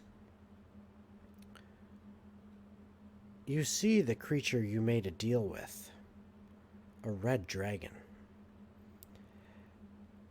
You know who sent this rotting, festering plague against your grove. It could only be the Fae. They hate tieflings. And a tiefling druid? Such an abomination in their eyes. So you made the deal with this red dragon and sent it to attack the Fae in their homes. And that it did, destroying Alina's home. Alina, searching for this red dragon that caused so much destruction. As the memories flood into her mind, she realizes that she found word of this ship, one called the Golden Fate, and rumors that it somehow had ties to such a creature. So she remembers she went and sabotaged this ship, causing it to sink. And while the first mate was helpless, trapped, nearly drowning, Alina slew the captain in front of the first mate's eyes. Dinah, remembering that young man that you grew fond of after you had captured him after attacking his ship. He had told you many things, including how he felt vulnerable. And in fact, outright scared that his younger brother, Darius, would be given the throne. You remember telling him that true power requires strength, and in order to secure his position, his kingdom, he should do whatever is necessary to get his brother out of the equation, including murder. Darius, you remember, again, in your teenage years, occupying your time with your friend Jewelrack, a young human boy. You spent time with him and occasionally would get into mischief, and one time, while out in the forests, heading towards farmlands, you convinced him to steal a cow from one of the farmers, and figuring it would be a fun prank. You waited in the bushes while he went up to steal this cow, and just as he arrived and began to lead it away, you shouted, "Ah!" getting the attention of the cow's owner, which turned out to be a witch, who then caught Jewelrack and cursed him, turning him into a minotaur. Fearing your fun little prank had gone awry, you ran away, leaving your friend to suffer his fate. Yes. Jewelrack, after wandering for years and being quite bitter about everything in life, since after being cursed, people treated you horribly, you finally found someone, or rather something, that accepted you. This became your patron, an undead being of tremendous power, and through the pact you made, you were given power and abilities like which you have never known. And you vowed to take revenge on the witch and your would-be friend from childhood, Darius. But before you could, you must learn to control your power. So you began to practice and practice and practice once more. But there was one power you had trouble controlling. It was creating this necrotic rot and festering decay that basically turned living things into an area of sludge and dead debris and dust. A few times you attempted to try this power, and once while in a forest you did. However, you still could not control it and began to spread, and went into the grove of a druid, destroying it utterly. That is what you all remember. You now find yourselves once again in the gladiator pens, staring at one another and realizing the source of your woes is but feet from you. You get a long rest, but it is not fulfilling. While you gain its benefits, you are now angered and disturbed. Once again, you find yourselves in the arena, standing before the hooded figure. And let me place you once more. And am I missing two people here? Ah, you're hiding back there. That's right. I was like, where are you guys? Where'd you go? You find yourself standing before that hooded figure. And this time, he is laughing.